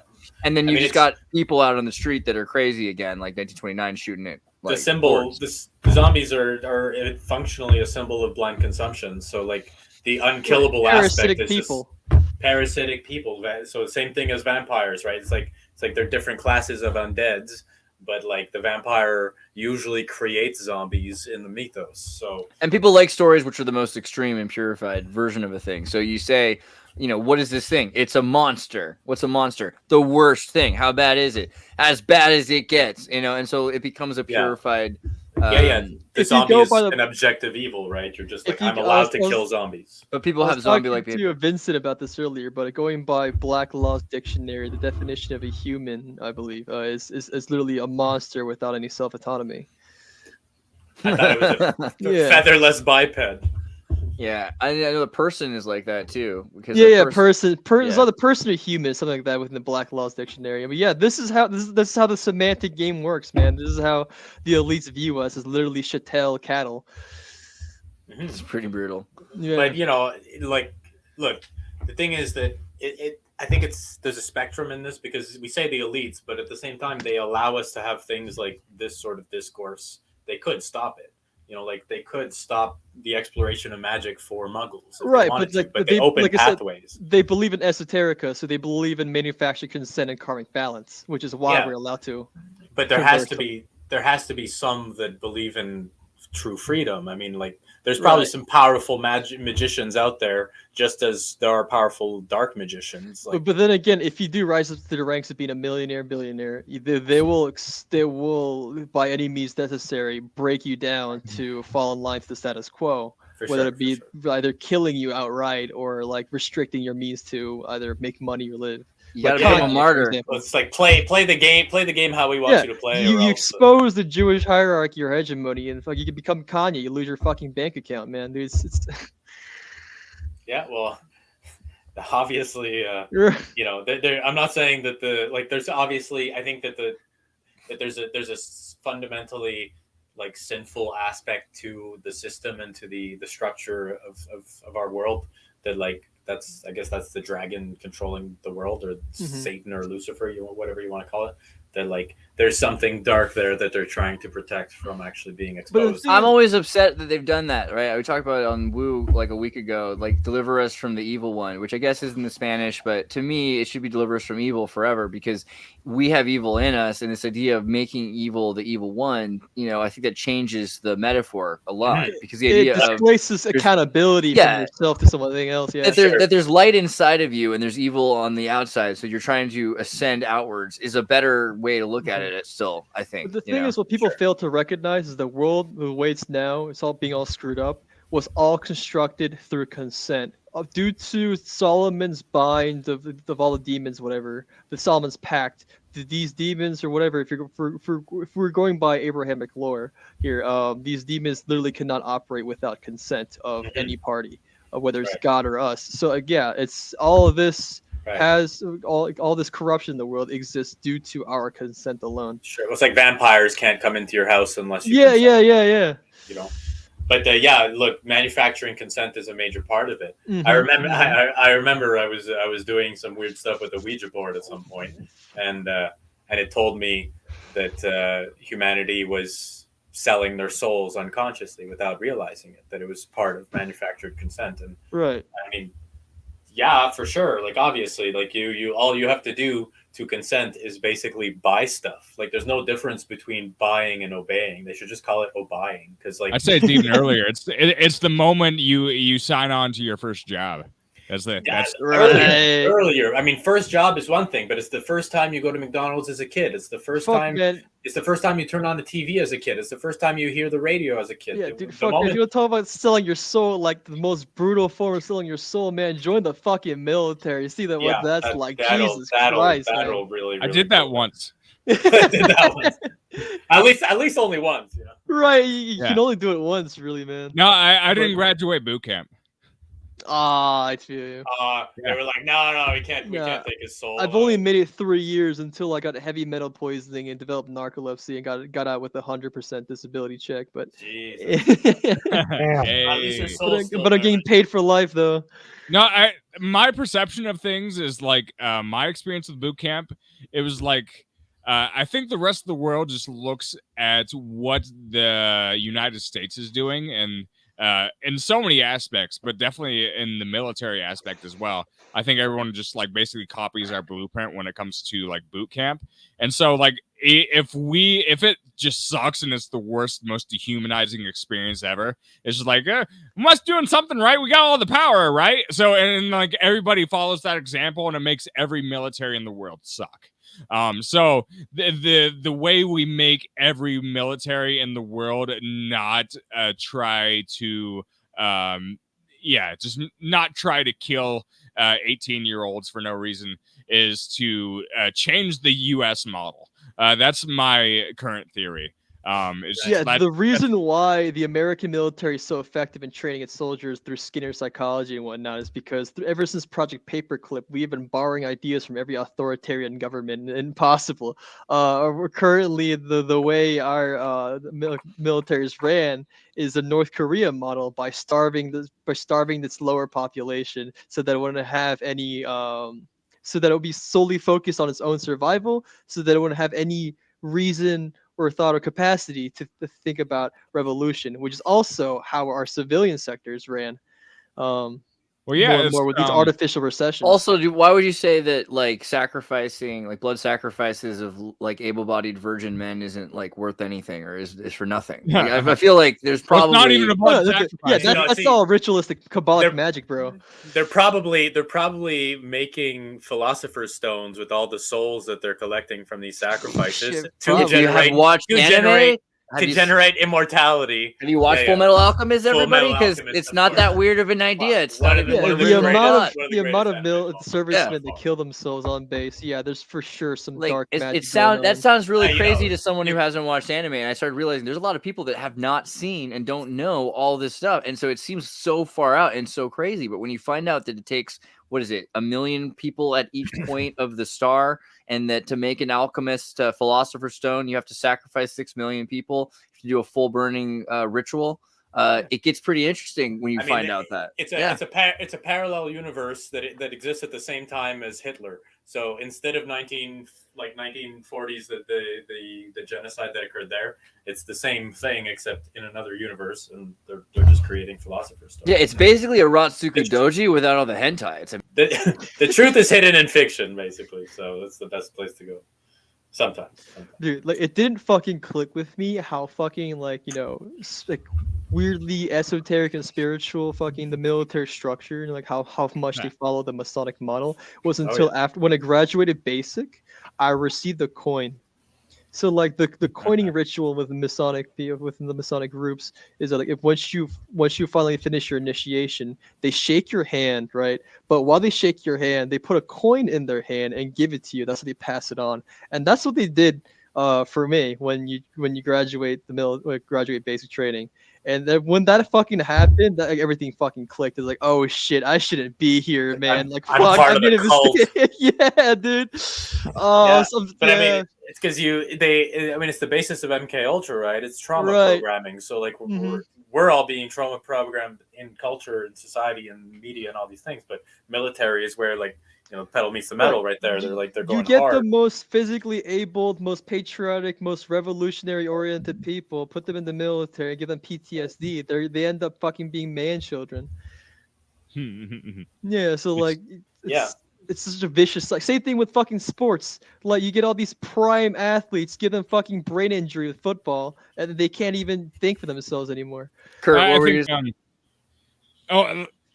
the military right now, I view it as being so fucked up. And it's almost like people that've been in the military don't even disagree with me anytime I talk with them. And like you do. Oh yeah. I'm just like, you realize how fucked up this is, right? And they're like, oh yeah, we know it. That's why we burn our uniforms when we're done. It's the fact that we do have so many service members that do feel that way. Like, I'm just gonna burn my fucking uniform and never come back when I'm done. It's like the military has been one of the least adaptive systems when it comes to trying to adjust to the new world. And that's not to say like, oh, you just need to let trans people in. That's not an example that I'm using. I'm saying that if your model is just to traumatize people and not actually teach any sort of leadership skills, you're going to fail and you're not going to get your recruitment numbers. And so that's probably one of the reasons why they're not meeting the recruitment numbers, is because they refuse to be like, they were. It's such this old school mentality of like, we'll just do the same thing forever, literally forever. What could fucking go wrong? And like, of course, everything's going to go fucking wrong because the world changes. And you have to realize that the world changes, and you can't use your old models for new situations. It's really basic fucking math, and that's why our corporate system is failing so badly. Is because we have all these boomers running everything that don't understand that the world changes, and you can't be afraid of it. You have to adjust to it. You don't necessarily have to adjust to the bad shit that's a part of it. But so specifically the military, I think one of the aspects is their goal. Well, they're lying to people. That's one thing they. Oh yeah, dude. Is that the vast and blatant amount of lying that they do to recruit people, but B, while they're in boot camp. It's like one of the things that they tell people is when they first go into boot camp, I think your commanding officer comes in. It's like none of your drill instructors are going to harass you in any sort of way. And that's their fucking job. That's what they're going to do for the next 12 weeks is fucking harass you and try to make you kill yourself. That's what their goal is. That they're not going to tell you that like, hey, we want you to kill yourself, but secretly in the back they're like making bets with each other. Like, I think this recruit's going to kill each other. What's the over under here? Yeah, dude, my fucking unit had dead pools, man. Like, we were betting on like I wasn't a part of it, but like our supervision was betting on who kills themselves first, or like who's going to get kicked out first, or whatever, through to like some suicide charge. Like, it's fucked beyond words, man. Yeah. But you can't hope to have retention. I think retention should be a goal that they have, is like, how do we improve our retention numbers? Because you don't just want to have an insane turnover rates in any job. You want people that have experience and know what the fuck they're doing. Right. But also it's like you want to give people leader. I mean, if your goal is just to use people as meat shields for your wealthy class, like, yeah, I mean, you want that to be a little bit of your model. I get that, but I'm not saying it's right, but yeah, if that's your goal, that's what's going to happen. That's what's going to happen, and I understand that. But you need to moderate that at least a little bit, right? Because with these people like repeating the same playbook over and over again, we've gone to the point where like our own military has become the biggest proponent against our own government. Like, there's not a single group of people that hates our government more than our military itself, to the point where like a military coup is literally it's on the fucking cusp, man. It's genuinely fucking. Well, they blame, because you have to blame somebody. Like, this is the person I have to take care of all the time. And by the way, it's not just America, because like I deal with a lot of people internationally that have the exact same issue, especially Israel right now. Right. I mean, right. For the last year, I've had all my friends who are, dude, I get emails like all the time from people. A good friend of mine, I'm trying to find him a job because he has to stay in Europe because like he left in February. You know, I know people that have been leaving Israel for the last couple of years because they have post-traumatic stress and they are afraid, and they're like, why are we doing this? And like, we're supposed to defend each other, but we also love our brothers, but we're not supposed to, and we're supposed to kill these. It's like, it's so bad everywhere. Look at Russia, look at Ukraine, look at the whole world. It's just all happening. And not only that, it's just so funny how like Joe Biden has threatened the American population twice over, saying that like you don't need AR-15s because we got F-16s. Like, bro, who the fuck do you think is piloting those F-16s? A Nation of Islam, right? Because like he could be the next Jacobin and turn all the blacks white if they don't vote for him. So it's pretty dangerous. Well, there's a high chance that soon, like, you know, like the first applications of things like Neuralink and chips are going to be inside the military. So they're probably going to be trying to cut out the part dude. of the soldier that can say no. The biggest rate for COVID vaccine denial was in the military, bro. Oh, yeah. So many people were getting fucking chaptered out because they refused to get that shit. Like, Oh, yeah, for sure. after Trump's presidency, this is the first leg of Biden's presidency. When vaccinations started to become mandatory for civilians, and it was slowly being rolled over to the military, right? Our base commander brought us together for a commander's call, and like he was just pretty much whistleblowing, as in, hey, they're gonna make this shit mandatory. Get your shit together and try to get out the military as soon as possible because this shit's becoming tyrannical. That's essentially the premise of what his speech was. And like, yeah, even our own military has gone to a position where, like I said, they're the biggest proponents against their government currently. They're not going to accept Neuralink. They're not going to accept these vaccines. They're if anything, if we get another Democrat president, there's going to be a military fucking coup, man. Yeah, but the prisoners, right? So in the prison system, you have people that for good behavior can get off by using Neuralink, and the idea of replacing years with DMT trip Neuralink is becoming more and more prevalent. And the idea that prison is a criminal university, I mean, that you might want to replace with an actual like torture hell Naraka, like the Buddhists, or with something that makes them better people, maybe, right? Because like the whole thing would be useful all of a sudden if you could just make people better people. But if they get the Neuralink chip, they just become reduced to NPCs essentially. Right, and they can use that first generation to learn. Right, Fucking Christ, man. And but you know who else? It's going to be quadriplegics. Yeah. I mean, they don't really have much to live for, anyways. I can understand if they're able to walk again. So right. They would. I get that part. Give them robot bodies, man. Come on. But the whole using them on prisoner shit's fucking. It's pretty fucked because like under the 16th Amendment or whatever, and like slavery is still legal under the penal colony or penal system. Absolutely, you can own people if they're right. Yeah. Which is why Warner Brothers has a share in producing rap music and the prison industrial complex. Right. So you own people and you want to turn them into Neuralink NPCs, machines. Yeah. You can, right? So that's the first generation. Right? That's so fucked, man. Holy shit. I mean, criminologists have been talking about it for like 10, 15 years, but it's like pretty obvious that they're already testing it. And the military has done this too, but I think they're in greater numbers actually in prison systems. So it's going to be kind of crazy. Honestly, I don't think, like I said, like with sedition looming around the corner with the military, I don't think they're going to push this any further. Most likely what we're seeing now is AI replacement of the military, right? We're getting to a place where we no longer need physical bodies with conscious decisions that can't follow orders, right? Because like my morals, right? So they're replacing with AI instead of trying to go for the Neuralink route. Because Neuralink costs too much, and they're just trying to cut. The Nancy Pelosi types are trying to have budget cuts for the military. Yeah. What type of Neuralinks are you guys talking about? Because the ones that Elon Musk are doing, my understanding, it's a one way out of the brain. There's nothing coming down into the brain. I feel like that's way too naive, bro. Especially with these 5G towers, bro. Nah. Yeah. There are like different kinds of Neuralinks, and so first off, I find it really interesting that people are so worried about what they're going to wire into your brain when they've already had mushrooms for tens of thousands of years, right? So there's already. Yeah, I think Vince gets my point there, that there's already something where synapse crossing has been happening, and with whatever else is going on, we've had something really close to what we're about to have. Probably like more and more, the Taoist stuff sounds like we had some sort of telepathic understanding, which really was possible because we had harmonized neurosynapses, harmonized neurohormones that were available to all of these different living things at once. Like these animals were all eating the same things that we were, so it stands to reason that it also affected the circumstance. So if we're talking about in the future, though, having Neuralink, the first steps are, they're able to connect them directly to the internet. So there's also graphene tattoos, which are able to send and receive signals, and then you have radio stimuli.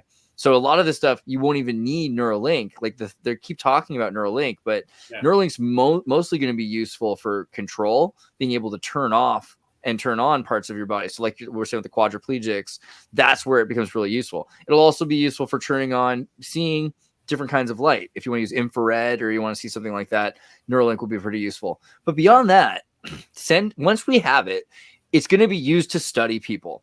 And once they understand what's going on, because they can record everything happening in you, like status updates, right? Your promoter sequences of your DNA, the EEG readings, the BCI brain scans. Then they'll be able to replicate that, right? And so from that, you won't need wires, because from there you can just send electromagnetic signals. And if you know which signals, then yeah, you can affect the mind. And this is already, you've seen operations. There's all kinds of CIA operations where they're actually hitting people in the mind, and they're like hearing voices in their head, right? But there's a lot of reasons why we can do that. Just yeah, you can see like it's going to become more and more intense because of harmonization, not because of technology putting in you. It's because they just know more about it. They can study more people. So when they put the signal out, it could be a more unique signal, a more harmonized signal. Some people have different languages, but we all have different ways that we've mentally grown to learn how to, unless we were all put through the same, curmudgeon education camp, and we all watched the same lap track sitcoms, and we all played the same video games to get the same. Which is essentially what the boomers went through.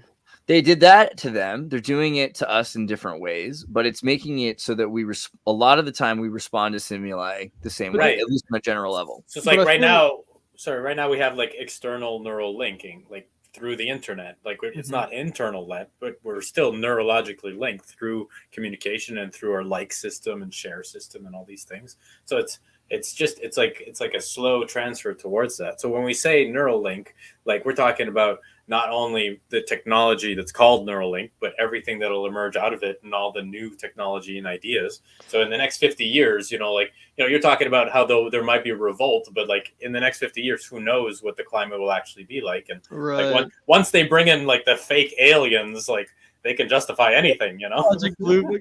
No, fuck it. And everybody in the Air Force fucking knows about Blue Book, bro. Like it's no one's gonna fall for that shit. But their kids won't, and the kids won't. Man, like as soon as this Neuralink shit comes up for mass adoption, man, I'm going to fucking Mongolia. I'm living in a yurt, dude. Fuck this shit. I think it'll be really quick after that, though, that all of a sudden the wireless thing happens, because it won't take very long. Once AI is in the head and it's able to study the human mind, that's the thing that's keeping it from mass wireless interaction. It's funny how we've singularity. ascended from biological parasites to technological parasites to where we're literally inseminating this technological parasite into our brains, taking over a host body, and then eventually just becoming something that can be controlled telepathically through a narrative. You could be possessed. Essentially possessed by Unix control program demons, right? Because daemons are the programs. Right. But the problem is, under a capitalistic structure, when you've got the competition dynamic, it's going to become like either you have to join them or else you're just going to lose the game, right? The benefits are going to so outweigh the costs. Everyone's going to be pressured into it. Right. Even the companies that don't want to adopt AI are having to adopt AI because they're going to lose their competition. This is the pasteurization of milk all over again. Rockefeller introduced the pasteurization milk machine that starves out thousands of fucking farmers. Only people that can compete are the people that buy it.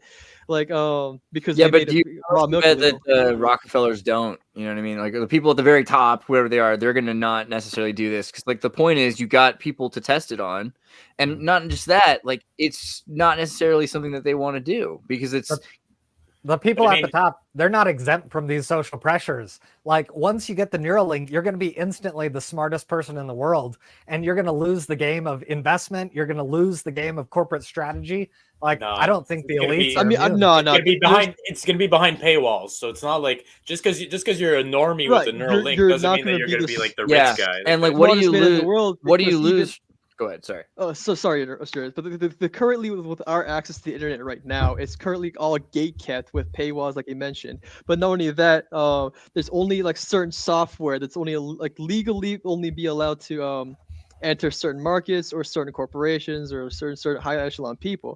Like I forgot what it is. It's like the A lot of these stock trading algorithms that a lot of these like S&P 500 companies have is not available or accessible to the common public. There's a lot of these technologies and whatnot that we don't have, we'll never have access to.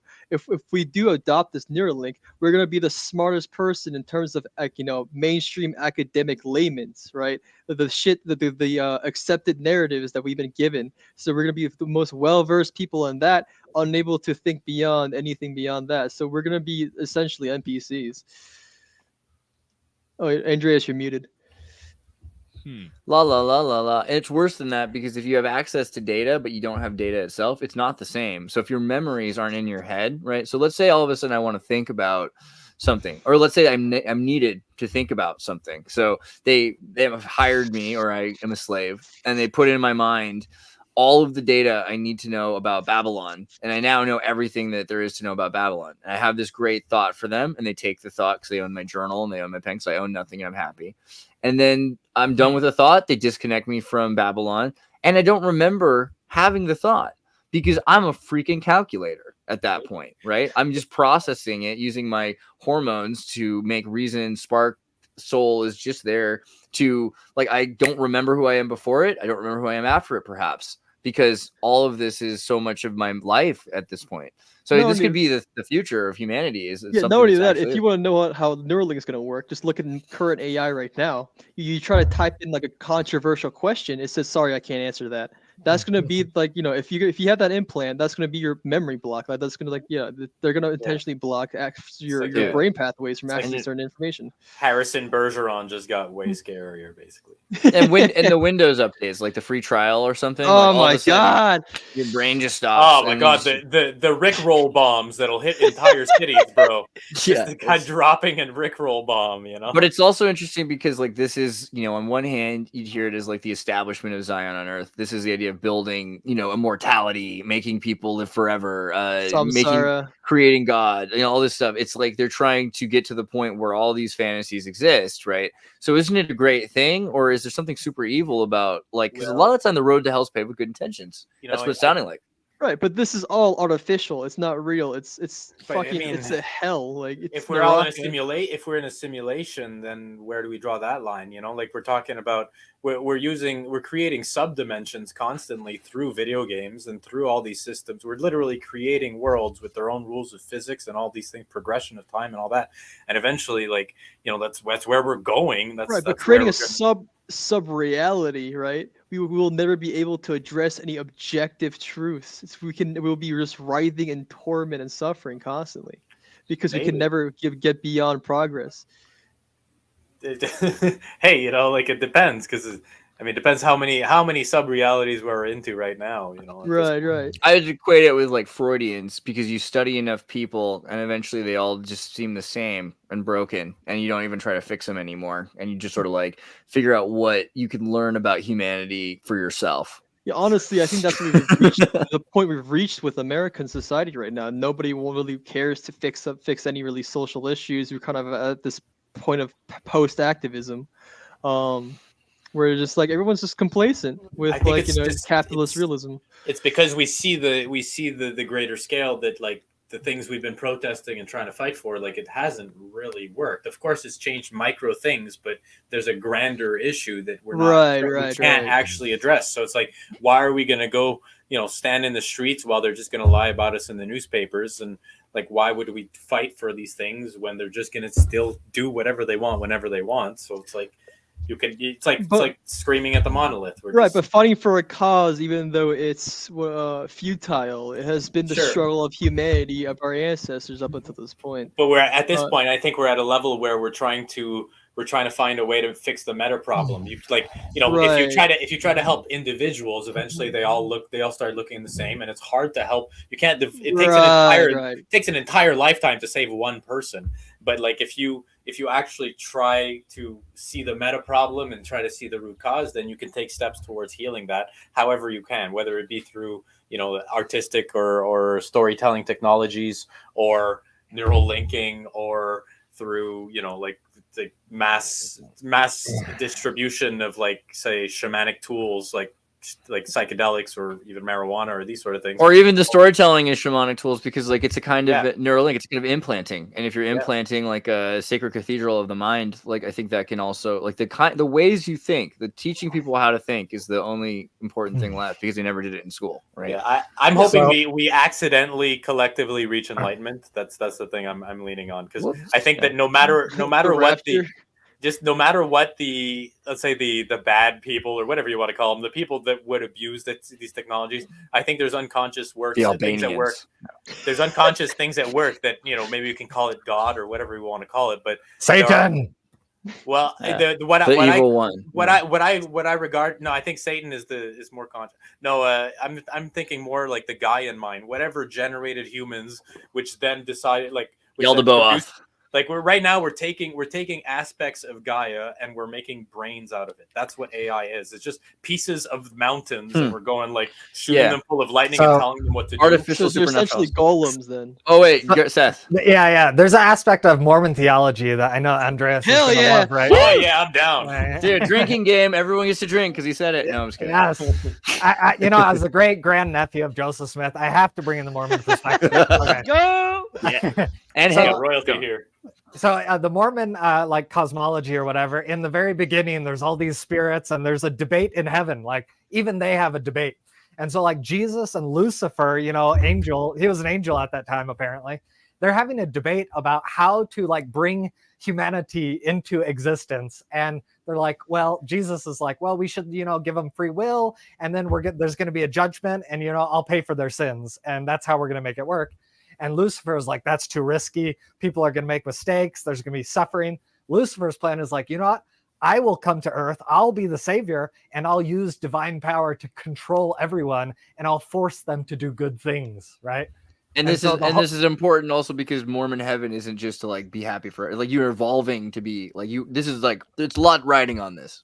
Right. So the whole Neuralink, the fear that Neuralink will be used to control populations and force them to stop doing crime. We're going to force you into the utopia with this technology. From a Mormon perspective, that's like a satanic, you know, motivation. Ooh, I like that. Yeah. Also, not to mention the Mark of the Beast 666 stuff. Like back in 2006, people used to fucking associate that with the RFID chip and shit. But I mean, once they control that, like once you have to have a chip in your body to pay for things and to make changes, to make exchanges like that, then like they could just be like, yeah, everyone needs a Neuralink. Why? Like, I mean, everyone has to have a cell phone now, like 10, 15, 20. Right. This was like no one had this shit, and now it's just you literally need it to function and to work in society, and it's just that's the competitive dynamic I was talking about. You can't compete in society. Like you can't even log into your bank account without like a little verification on your phone. But that's the thing, though. We have the cynical view because we think of competition as solely within the grid, right? Whereas you have people like the Taliban or the Amish who have completely been isolated from society to the extent where they were guaranteed to outlive it. Right? Like harping back on the military earlier. Like the military refusing to change its ways, even through all this technological industrial prowess of hundreds of years that we've had up to this point, we still haven't been able to address the issue, the fact that we cannot defeat people with basic fucking tunnels, whether it be the Japanese in Iwo Jima, the fucking the rat tunnels in Vietnam, the Taliban mountain caves. Like it's regardless of how much like the Silicon Valley people delude themselves and thinking technology can overtrump anything, the simple fucking tunnel can capitulate the American military by attrition alone. So it's despite that logic, we have hope and optimism that we can outlive this industrialization. What's the difficulty there? To me, it sounds like you just gas the chamber, suck out the oxygen. Like, what's the problem? Too many regulations behind rules of engagement, so we can't just outright ethically bomb these people. Ethics, right? Got it. Yeah. That same problem as every philosophy. Cost efficiency is the big thing. The attrition aspect, right? These people can just hide in caves, being supported by a local network of farmers and whatnot, being supplied food constantly. Whereas we have to constantly ship things in, racking up to millions and billions of dollars the longer we stay as an occupational force. right? There's the Sun Tzu art of war shit all over. It's yeah. But that's why we develop technology like drones and stuff like that. It's to Right, but even then, like if you look streamline at the process. right, but if you look at AFRICOM, right, African Command, which is the our military sector in Africa that operates in Africa, right? They're the ones that handle all the Reaper drones and whatnot. But like the sheer maintenance that goes into all of them is it's fucking like yeah, with new technologies come all these new nuanced maintenance problems that we need to keep up with, right? The company like, maintenance is huge, right? It's always technology, like things like the F-35 and shit like that. That always comes first, and we have to figure out the kinks later. And shit like that could cost like, a lot of money, especially in terms of logistics, to figure all that out. Like the F-35 couldn't fucking take off for like 2 years until they finally figured it out how to make a proper functioning propulsion system. Right, but I mean that's like the thing is that there's that military, like the surface military, and then there's things like Area 51 where you have like right the breakaway civilization stuff, right? Right, like the fringe technology that you don't actually get in mainstream. But warfare. like that we will never have access to. Yeah, but like the thing is, what I'm saying is that like okay, well, as technology improves, it seems like the goal is to create technology that is self-maintaining. So if they can develop a drone that is self-repairing and have other machines self-repairing, right. then you cut out a lot of these problems. This is where we're going for sure. Drones that take care of themselves, and also we designed systems in college they were called ELFs. It was like electronic learning friend was like the project, and these were based on bees. So they would actually have solar photovoltaic kind of panel charging these like supercapacitors, which we were working on with graphene at the time, but they're probably even better along now. And they would charge up instantly. So then one of these elves could go drone down, pick up the supercapacitor, slip in the supercapacitor that it had before and switch it. So all of a sudden it can fly autonomously and it knows where it is in these fields, right? But then again, like although they're self-repairing, right? They can never be fully self-repairing because they can't produce iron. They can't produce steel for themselves. Well, you can accumulate iron and steel from nature. So if you're eating calcium from plants, so this is the other thing about kale. More so what I'm trying to reference that they can't make their own part. If you're making corpse eating like machines, you know, like the ones that use corpses as fuels, and hey, there's a lot of things you could get. In the 80s, there's a movie called Batteries Not Included, and it's got our wonderful friend Wendy Shaw in it. And so this movie is a Disney film, but it's all about God. I never noticed how cool her shirt is. It's like newspapers. It's about these aliens that show up, which are essentially light beings, and then they go around the house picking up pieces of toasters and everything else, and then they produce their bodies out of whatever mechanical parts that they can find, right? And from there, then they even produce offspring. And there's like little baby weebos that are born that are coming out of it. I mean, that's sort of the links to Transformers as well, and like these sort of alien technology. Now it could be that this is just like a jumbo schmumbo Disney movie, but it's also right around the time when they were working on that kind of stuff, self-repairing robots for the military. Okay, so, cool. So the direction that sorry to cut you off, Seth. The direction that the self-repairing drones and stuff like that is going towards, I just remembered Smart Dust to solve the issue. Wait, let's talk about Smart Dust in a second because I also want to talk about 3D printing crystals in space. But go ahead, Seth, for just a second. Yeah. Wait, hold on. Yeah. So I think that there's a huge issue with the whole drones and self-repairing technology. The issue is between fragility and anti-fragility. And what the fundamental thing is when you're like a top-down design, you're forcing this thing to be a structure. There was no evolutionary process to handle all the exceptions, right? And so that's why biology is anti-fragile. We've had millions of years of trial and error, and our biology has like figured out how to adapt to all the different problems and heal itself, etc. And so I think if the goal is like a self-repairing technology, the genetic engineering is a better pathway. Just biological biomimicry, biomechanics, but then again, if you're just gonna keep going. Sorry. Well, I was gonna say biomechanics is extremely gross and like hard to like make or whatever. Silicon Valley is. I've actually had arguments with people that threw chairs at Stanford about this, and the argument was like, "Do you really think a cougar is faster and better than a car?" And like, they were like screaming, and the Russian girl threw a chair over this. So I'm just saying, like, I mean. like sometimes you have to understand that like nature is great at what it does, but there are some things that are not. It's not outside of nature per se, because like things like the squid exist, but there are certain things that have kept those things from evolving in nature, right? Sure. Which is why they're 3D printing chemicals and crystals in space, or at least in the upper atmosphere, so that they're able to avoid, and they're moving at such a speed that they can avoid what we consider gravity or whatever it is, right? So that's changing everything too. So with smart dust and graphene, so you remember how like I don't know if I hate to be the nerd here or whatever, but like I don't really watch Marvel movies, but like a fucking Iron Man's the most recent suit has like smart dust technology, self-assembling smart dust technology, right? Nanomachines, right? Which is essentially I believe where we're headed towards, because they're more stable than bio machines, right? Yeah, there's a new kind of graphene stacking that they actually invented last year. And so the idea is that you make a bunch of graphene and then you chemical bath it again, and then it connects itself to itself. But there are ways this was a lot of conspiracy theorists are speculating that the first trials of this graphic technology being being experimented was through the COVID vaccine or whatever, and the people were finding graphene nanobots within the injection itself. Yay. Some people said stuff like that. Snopes was like, that's not true. Right, exactly. Yeah, good job. We're still monetized. Yeah. Okay.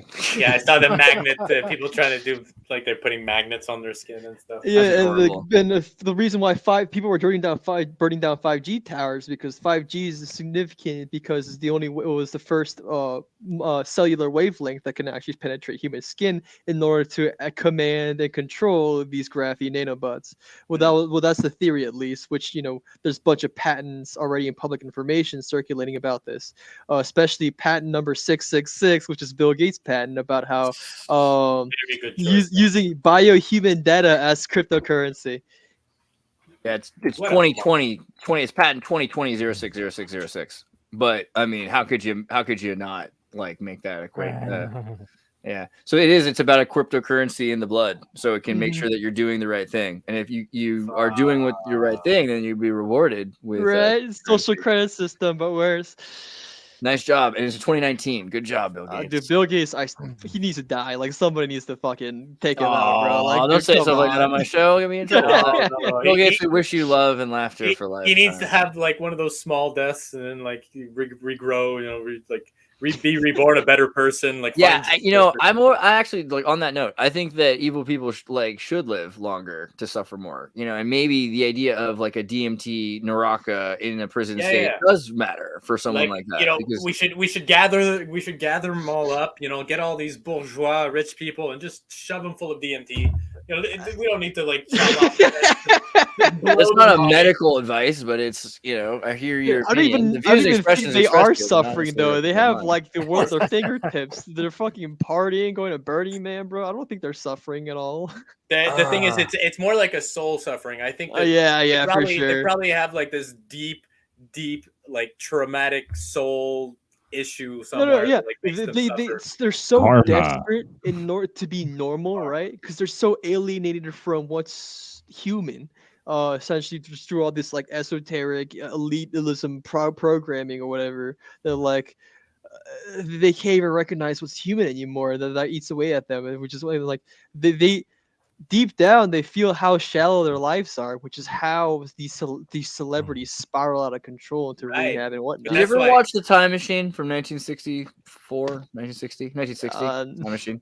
H.G. Wells. So in The Time Machine, you've got like people traveling. He travels to the future, right? And once he gets to the future, he sees like, oh wow, all that's left is this like Aryan crop of like sheeple that are here to be eaten by this underground society, the Morlocks. Spoiler, But the deal is that they've got this siren. And so in the 60s, he remembers it from the 1890s. Like there's a siren for when there's a nuclear scare, you go into the bunker in your town. All these towns across America play the siren, and you go into the little brick building and you pretend that everything's going to be okay. Well, because they've been doing it for so long, whenever they hear the siren, there's a genetic response in their brain. So it's Pavlovian. It's Pavlovian. So he notices that they just hear it and they immediately just start walking to the building in a calm and single file order like cattle. And they just go into the temple where they can be slaughtered and eaten by the Morlocks living underground. And again, it's like we keep acting like we need these neural links, but I think it's so much more. It's so much easier to control people, right? So there's a new technology that's really important to this conversation. I don't know if you guys know about it, but the scientists, they've figured out a loophole around the whole stem cell issue. Like, oh, you can't experiment on stem cells because it's immoral. Well, like when you shed your skin, like the scientists, they take all these like shedded skin cells and they figure out how to stimulate the skin cell and it reverts back to a stem cell. And then what they can do, once it's back to a stem cell, then they can turn it into a brain cell. And so they can reverse engineer a fragment of skin into a brain. They collect all of the brain cells together and they've got like this like artificial brain in a petri dish. And then they've got this nutty experiment where they hook it up to a Pong video game interface, right? They've got like a little they got these electrode things and the neurons, the tentacles. I gotta show the Fifth Element hand real quick. Sorry, keep going. Yeah, the axons and the tendrils of the neurons in this little brain connect into the electrodes, and they start to learn how to play Pong because the Pong is giving it rewards. If you win the game, you get a reward. If you lose, you get punished. And the brain is like this stupid blob of skin cells is interfacing with this tech. It's absolutely nuts. Dude, that's exactly, yeah. I mean, I think that kind of proves the point about junk DNA, because we think about DNA having, there's just this little bit that matters, and then the rest of it's junk, right? But really, you've got this digital Noah's archive of all of this information, and the fact that you can pull that out of a piece of skin, and then you could use that again. I mean, that's the future, right? Like, so I think we're going to have to imagine how it'll change our perception of time and what it is to be human. I think all of that, all of these rules that we were trying to solve, those are not the problems anymore. There's different new problems now, right? It's actually like, can you protect your self, your choice, your will, self-determination, have freedom at all? I mean, or does that even exist anymore, right? Did you see that? They were saying that self-determination doesn't exist. It could be that like there's two things that they're pulling at each other right now. So we have the neural link, we have the idea of like complete machine human interfacing, but then on the flip side we also have like esoteric and say magic circles that are leaning more towards like tryptamine related harmony, where we're people interface with each other using psychedelics, using technology even, but with the assistance of psychedelics that are natural as part of the ecosystem. And I think that without that is where we get into demonics, because that is something entheogenic as opposed to simply the machine ego interface. And so that might be where we need to go to actually have something resembling the sacred in our secular world, as opposed to just, hey, let's all upload ourselves to machines and like basically die there. What do you think about, so like Seth and I were talking earlier about this bicameral mind theory, right? This idea that humans used to be more like the other mammals, like dolphins, which can sleep half the time with one part of their brain and then be asleep half the other time with the other part of their brain in order to be awake most of the time in case they're hunted by predators or something like that. There's a biological imperative to being able to avoid something. I 100% believe that, because the shit that I've been through, like especially in the military, you'd be like, a bunch of lives just flashed before Gumwoo's eyes. Sorry. Yeah. Once you have something like once you experience something like the military, where you're like you're essentially in a position where you lose autonomy, and like where your body runs on pure instinctive function just out of sheer survival. Like there's been cases where I fell asleep while marching, and all of a sudden I woke up still in formation. Like it's stuff like that. Like which is what makes me completely believe this shit's true. During my basic graduation parade march, we were supposed to, as a ritual, go around the parade field in a few circles, right? And we were supposed to march the entire way through. I was so fucking sleep deprived by that point that I fell asleep while marching and made 2 laps and woke up still in formation and in step and everything. So yeah, I completely believe that. There's a reason why they gave you the coin. Yeah, you're perfect. Very good soldier there, man. He's the universal soldier. Okay, what about the bicameral mind by James, right? Is it Julian Jaynes, right? So he talks about the Rosicrucian ritual, and that Hitler did this idea that you spend the first 30 years of your life using your right hand, and then you switch to your left hand.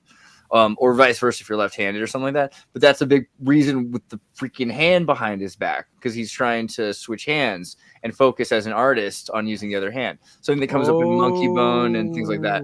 But it has a lot to do with training both hemispheres of the mind to be separate and autonomous. And so there's another path, which is that you're supposed to just use both hands all the time. Use two hands of chopsticks. I always thought that made more sense but that probably makes you more crazy than if you just, the thing about the 30-year thing is it might give you Parkinson's disease, because then you have multiple signals going in your brain. And so there's another thing about Hitler that he had, like, he might have caused that not just from amphetamines, but also from the fact that he really? Gotcha. But so dolphins, right? We're talking about how they have one mind, the other mind. They're in that sense more animalistic, but there are sea psychedelics, and dolphins take them. And so this is interesting about whales, that this exists in nature. There's a lot of animals that get drunk from like sugar that's rotted into fruits. But with humans, right? We have these specific casts of people. We talked to Seth about genetic disposition for prophecy. There's some people that see things more, and it might be like from genetic disposition, it makes sense. In nature, you might have a caste, like the Brahmins or something like that. You got a group of people that, hey, I'm going to hunt, hey, you're going to gather. All right. You clean the toilets. Sorry. But this guy, he's going to be seeing stuff.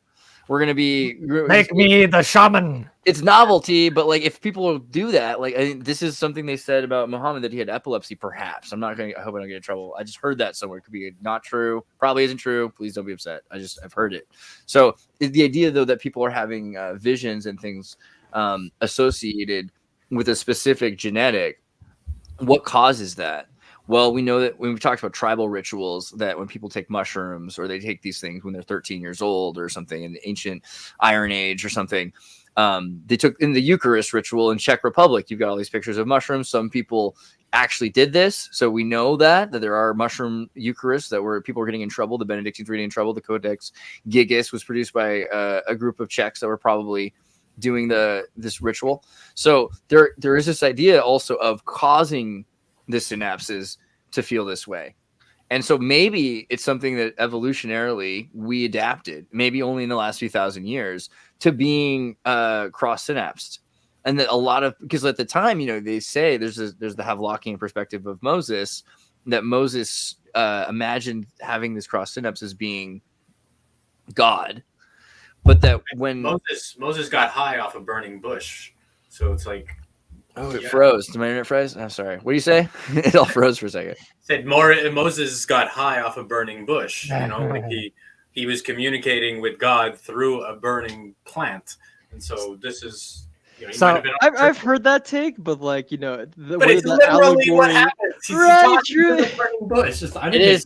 They shouldn't have chose a bush if they didn't want us to make that connection. But yeah, Seth, keep going. Yeah. So to the whole brain hypothesis with genetics and everything, like my understanding is the right half of the brain and the left half of the brain. The right is more religious, atheistic.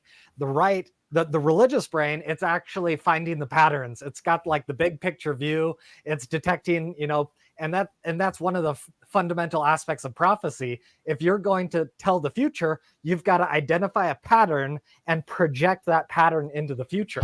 And so if you exaggerate that religious brain, push it out, strengthen it, you're going to be making those types of connections.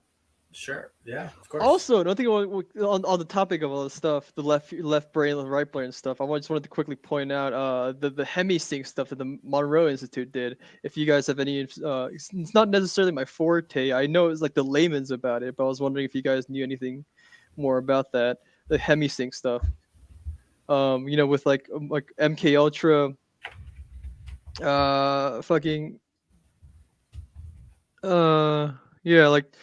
Monroe Institute in tangent with MK Ultra figured out like remote viewing and all that stuff. Like, are you guys familiar with that? Oh yeah, remote viewing, of course. Yeah, I'm just wondering. I don't know why like I'm singled out here, but like, but yeah, I'm familiar. Keep going. But yeah, if you guys want to talk more about it to that, because like it's not my forte. But for some reason, my internet's starting to glitch out. I don't know if it's just like the internet telling me that we're 2 hours deep. So I know American Time Machine's kind of going to leave soon. Is there anything else? Yeah, go ahead. Oh, I was just gonna say, I think Andreas has a lot to say about the remote viewing topic. I think we could talk for another 2 hours if we start Right. into psyops on the level of telekinetic powers and stuff. I mean, do what thou will at this point. But like that's only can, achieved by achieving hemisync by being able to operate both sides of the hemisphere at the same time. So what does that fit into all this conversation? I don't know, but I think I've experienced that on psychedelics. So like patterns. Yeah, so that's the point. If seeing it on psychedelics is a way to like turn it on and turn it off, but becoming a person that sees things like that all the time is like a kind of evolutionary step that could happen if people wanted to adapt that way.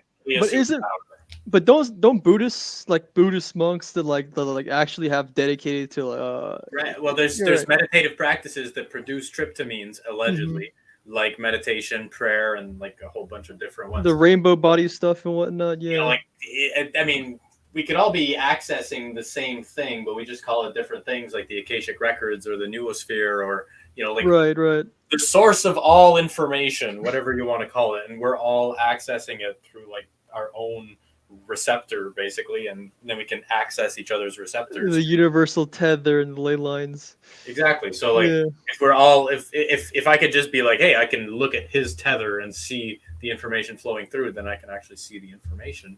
I mean, that might just like we're thinking about direct neural connection, but it could just be like you're looking at like, I don't know, the field of information around a person that they're just accessing, We give to the Akashic records and we take, Gotcha. Yeah, it's the collective consciousness stuff we were talking about earlier in the conversation. It's like how it seems like the way it's portrayed out by like society. It seems like we know it's just public information that every animal in existence have some kind of access to collective memory, whereas humans are the only exception.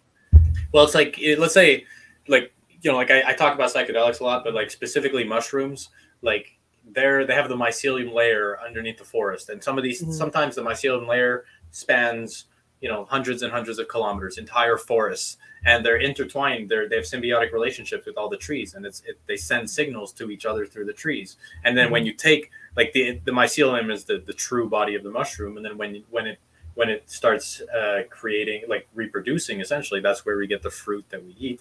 And when you take that fruit, you feel that connection to nature. Like you literally feel like, oh my God, like I'm communicating with the forest, like I'm one with the forest right now. So it's like you're accessing that neural link with the neurology or whatever you want to call it. Imagine how the deer felt if he eats it and he's staring at you too. So it's like the Taoism.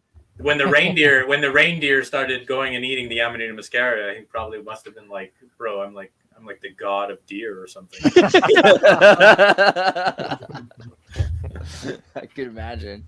Well, all right. I guess, I mean, it is 2 hours deep. American Time Machine, you're pretty exhausted. I know. Is there thought? Did you read something that you want to talk about, Kurt? Or no? Vince, you had something to say. Okay. During this time, no. Yeah.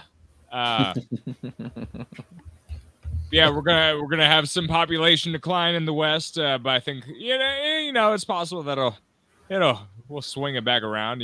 Well, that's the hope. When the hipsters stop breeding, they'll just have all the Morlocks eating all the Eloi in Time Machine. But the hipsters are the wizards. We need more wizards. But I think what's going to happen, we're going to have like a major economic crisis sometime before the 2050s. And then that'll force people to actually rethink themselves, and that'll have a huge cultural impact. And then people are like, oh, you know what? Maybe we should have babies. And then maybe we'll get a second, like, not like a big baby boom, but like it's always simultaneous. You've got Arabs having big family, you have Mormons having big family. I think what it is that people will die out that have been part of like the movement. No, the Hispanics are going to take over and have all the children. Yeah, good job, but. So like we see a small microcosm of that during the pandemic, right? Ever since the pandemic, we've seen like a huge reactionary resurgence of the right wing, going back to like trying like just this traditional trad life. But it's aesthetic always where there. it's It's like this person throwing a tantrum that is on the internet isn't the whole world, and they're gonna like disappear by right, 30. but it's 40, they're slowly done, that's becoming a trend, right? Like this right wing reactionary of going back to a traditional life is now like becoming a trend within like the Zoomer youth, to the point where like where Christian nationalism is making a revival. It's the rebellious instinct, and you know, if the culture flip flops, and now the rebellious instinct is tradition. Yeah, right. It's insane. It's the oscillation. I mean, authority switching place. Like so now, Fox many News are the conspiracy theorists. So many of my friends are getting married in their 20s, and like, bro, in this economy, like, what are you doing? Yeah, they're gonna find out in about 8-10 years. That's a fucking terrible idea. Or not. Actually, it might be that they find that like working together, they were able to afford their house now. I mean, you're so cute, Andreas. You're so. I mean, I think what I'm seeing though. I see like I thought the same thing, man. I met these kids when I was like 18 who got married, a bunch of them, and I was like, that's crazy. And they're all the happiest people I know. Are they Mormons? Yeah. There you go. That's why. There you go. Yeah, they are. All right, but you know what? Structure, right? That freaks me out even more. Gosh, you know. I mean, Mormons, at least they have an actual structure that allows them to marry early. And Kent's super base. He should be here. I'm sorry, we're gonna show Kent again soon. Kent, what are you not doing here? Yeah. Do you think that like if we had like like if Mormonism became the planetary religion, like we'd all be happier, Well, X Church, like whatever we're building right now, is definitely the thing that's going to make people the happiest, but not just because it's religious. Like we're going to the thing is, you just got to like not worry about teaching people. Like it should be about just helping people. Like what do we believe? We believe we should help people. Go worry about that. Focus on that. Help a bunch of people. And if they want to know what you believe, then they're going to come ask, and then you can have your whole study on all that. As the residential Mormon, ex-Mormon technically. I think one of the aspects of Mormonism is Xirtus Mormon. Sorry, you just appropriated my identity. Welcome to the cult. Sweet. I think, like in video games and in religion, I think one of the the cheat codes of Mormonism is this concept of eternal progression, and progress. That's the dopamine instinct. You get the feeling of pleasure. You don't get the dopamine from the goal. You get the dopamine from the progress towards the goal. And that's why in video games, you love leveling up. It's like, oh, I'm getting progress. Keep going, keep going. And that's the Mormon thing is like, okay, you do these things, you're progressing towards godhood. And that's you become more and more awesome. You experience more and more awesome days. Every day is more cool. So that's the problem with the mortality, right? Well, no, so this is also the problem with parents that tell their kids they did well. You shouldn't tell your kid you did well. Check this out. You should tell your kid not that they're smart. You shouldn't do that. Check this out. You should tell your kid how much they progressed today. That's what you should tell the kid. You should talk about how much they progressed every day. If you tell them that they're smart, they only feeds into their ego. Yeah. If you tell a kid they progressed today, then they're going to progress more tomorrow.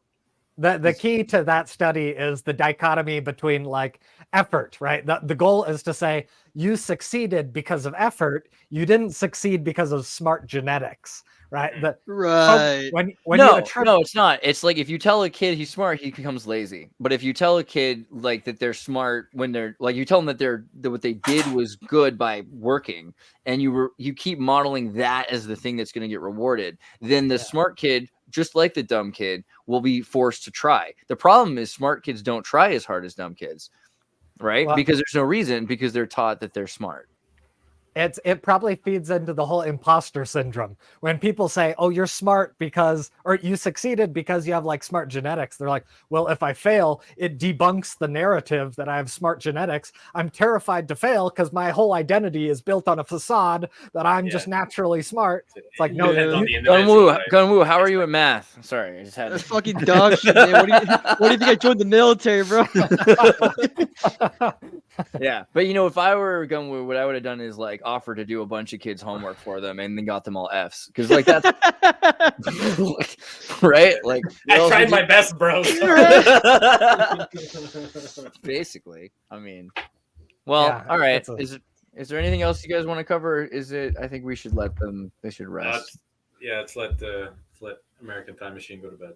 Well, Yeah. or you know what? American Time Machine. Do you guys want? You guys have more thought? I'm gonna pull myself out. 'Cause Yeah, I'm gonna have to hit the hay. Yeah, I have like a thought that it's gonna Alright. lead into a whole nother video, but like you monster. Or do that. Do a cliffhanger like 1,001 right, Night. right. Yeah, But yeah, really, like I've came to the personal conclusion that the strive towards utopia is inherently evil. It's all idyllic and it will only result in death. And not only that, if let's say we do achieve like utopian or immortality, you will never escape the cycle of samsara. It's essentially you're creating your own soul trap of hedonism. But that's the thing. I mean, there's my hypothesis is that samsara is true immortality, but like the end goal is to become an ascended being. The end goal is enlightenment, and so maybe that'll reach enlightenment. I mean, that'll be immortality. Maybe we'll be able to actually be like we'll actually be able to use immortality responsibly at that point instead of. Like, because currently, if any person on Earth is immortal after 300 years, they'll become a fucking dictator monster, like for sure. So No, there's the guys who made Star Trek made that like off movie about that guy who lives 4,000 years since the Pleiades. Man out of time, nobody. Okay, all right. Well, I love you all. Let's do more of these. This is a lot of fun. You can check out Transcendent Philosophy, which is Seth's. Hoorah! Hoorah! You can listen to American Time Machine on Spotify, as we showed earlier. I'm gonna put the links in the description. That'd be the way to do. And we can go to Vincent's Eudaimonia. What's your channel called again? I want to do that real quick. Burning Sage Saga. I haven't added anything in a while, but I'm gonna start again. Burning Sage Saga. Let me just show that real quick. Nope, that's not the video. Okay, here we go. Check out Burning Sage Saga, which he does really cool videos. Vincent has some really interesting, deep looks into the myths and stories of our time. He will paint a picture for you, literally, while he tells you what's going on. Holy it's pretty shit. Yeah, it's a great channel. Esoteric Bob Ross over here. Yeah, wow. Psychedelic Bob Ross. Yeah, I think we need to rebrand. Someone has to Time Machine, also American Time Machine on Spotify. This is Kurt's music right here. Amazing music. Spanjo. Oh, yeah, there you go. And then you can also check out there, it finally started to play. See, now you know it. Transcendent Philosophy, right? Yes. / groups or page, or what is it? YouTube, Facebook, everything. Okay. Let's go there first. Transcendent Philosophy. Go to Transcendent Philosophy, like, subscribe, go to the Facebook group, and start arguing with this man, because it's a lot of fun. I think it's a lot of fun to argue. It's honestly so hilariously ironic to me that the Suran nephew of Joseph Smith has gone to this philosophy. Yeah. Right. Or based, ain't it? Yeah. But it's not transcendental, it's transcendent, Okay. Very important. Yeah. Peace.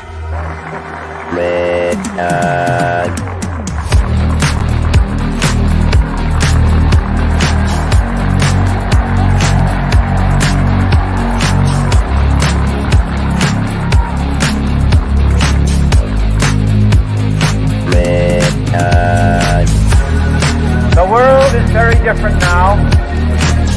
For man holds in his mortal hand the power to abolish all forms of human poverty and all forms of human life. Begins a very special time of the year for us. It's the time of peace and reflection. One thing we should all be thankful for is that we live in America, where we have the freedom to change things and the opportunity to grow.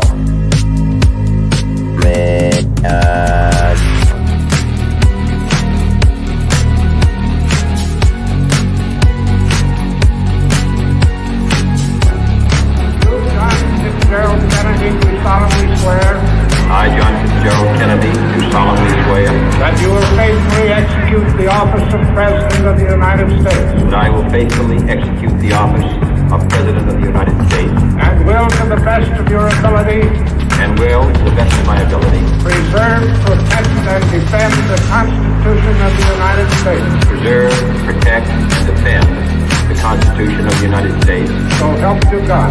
So help me God.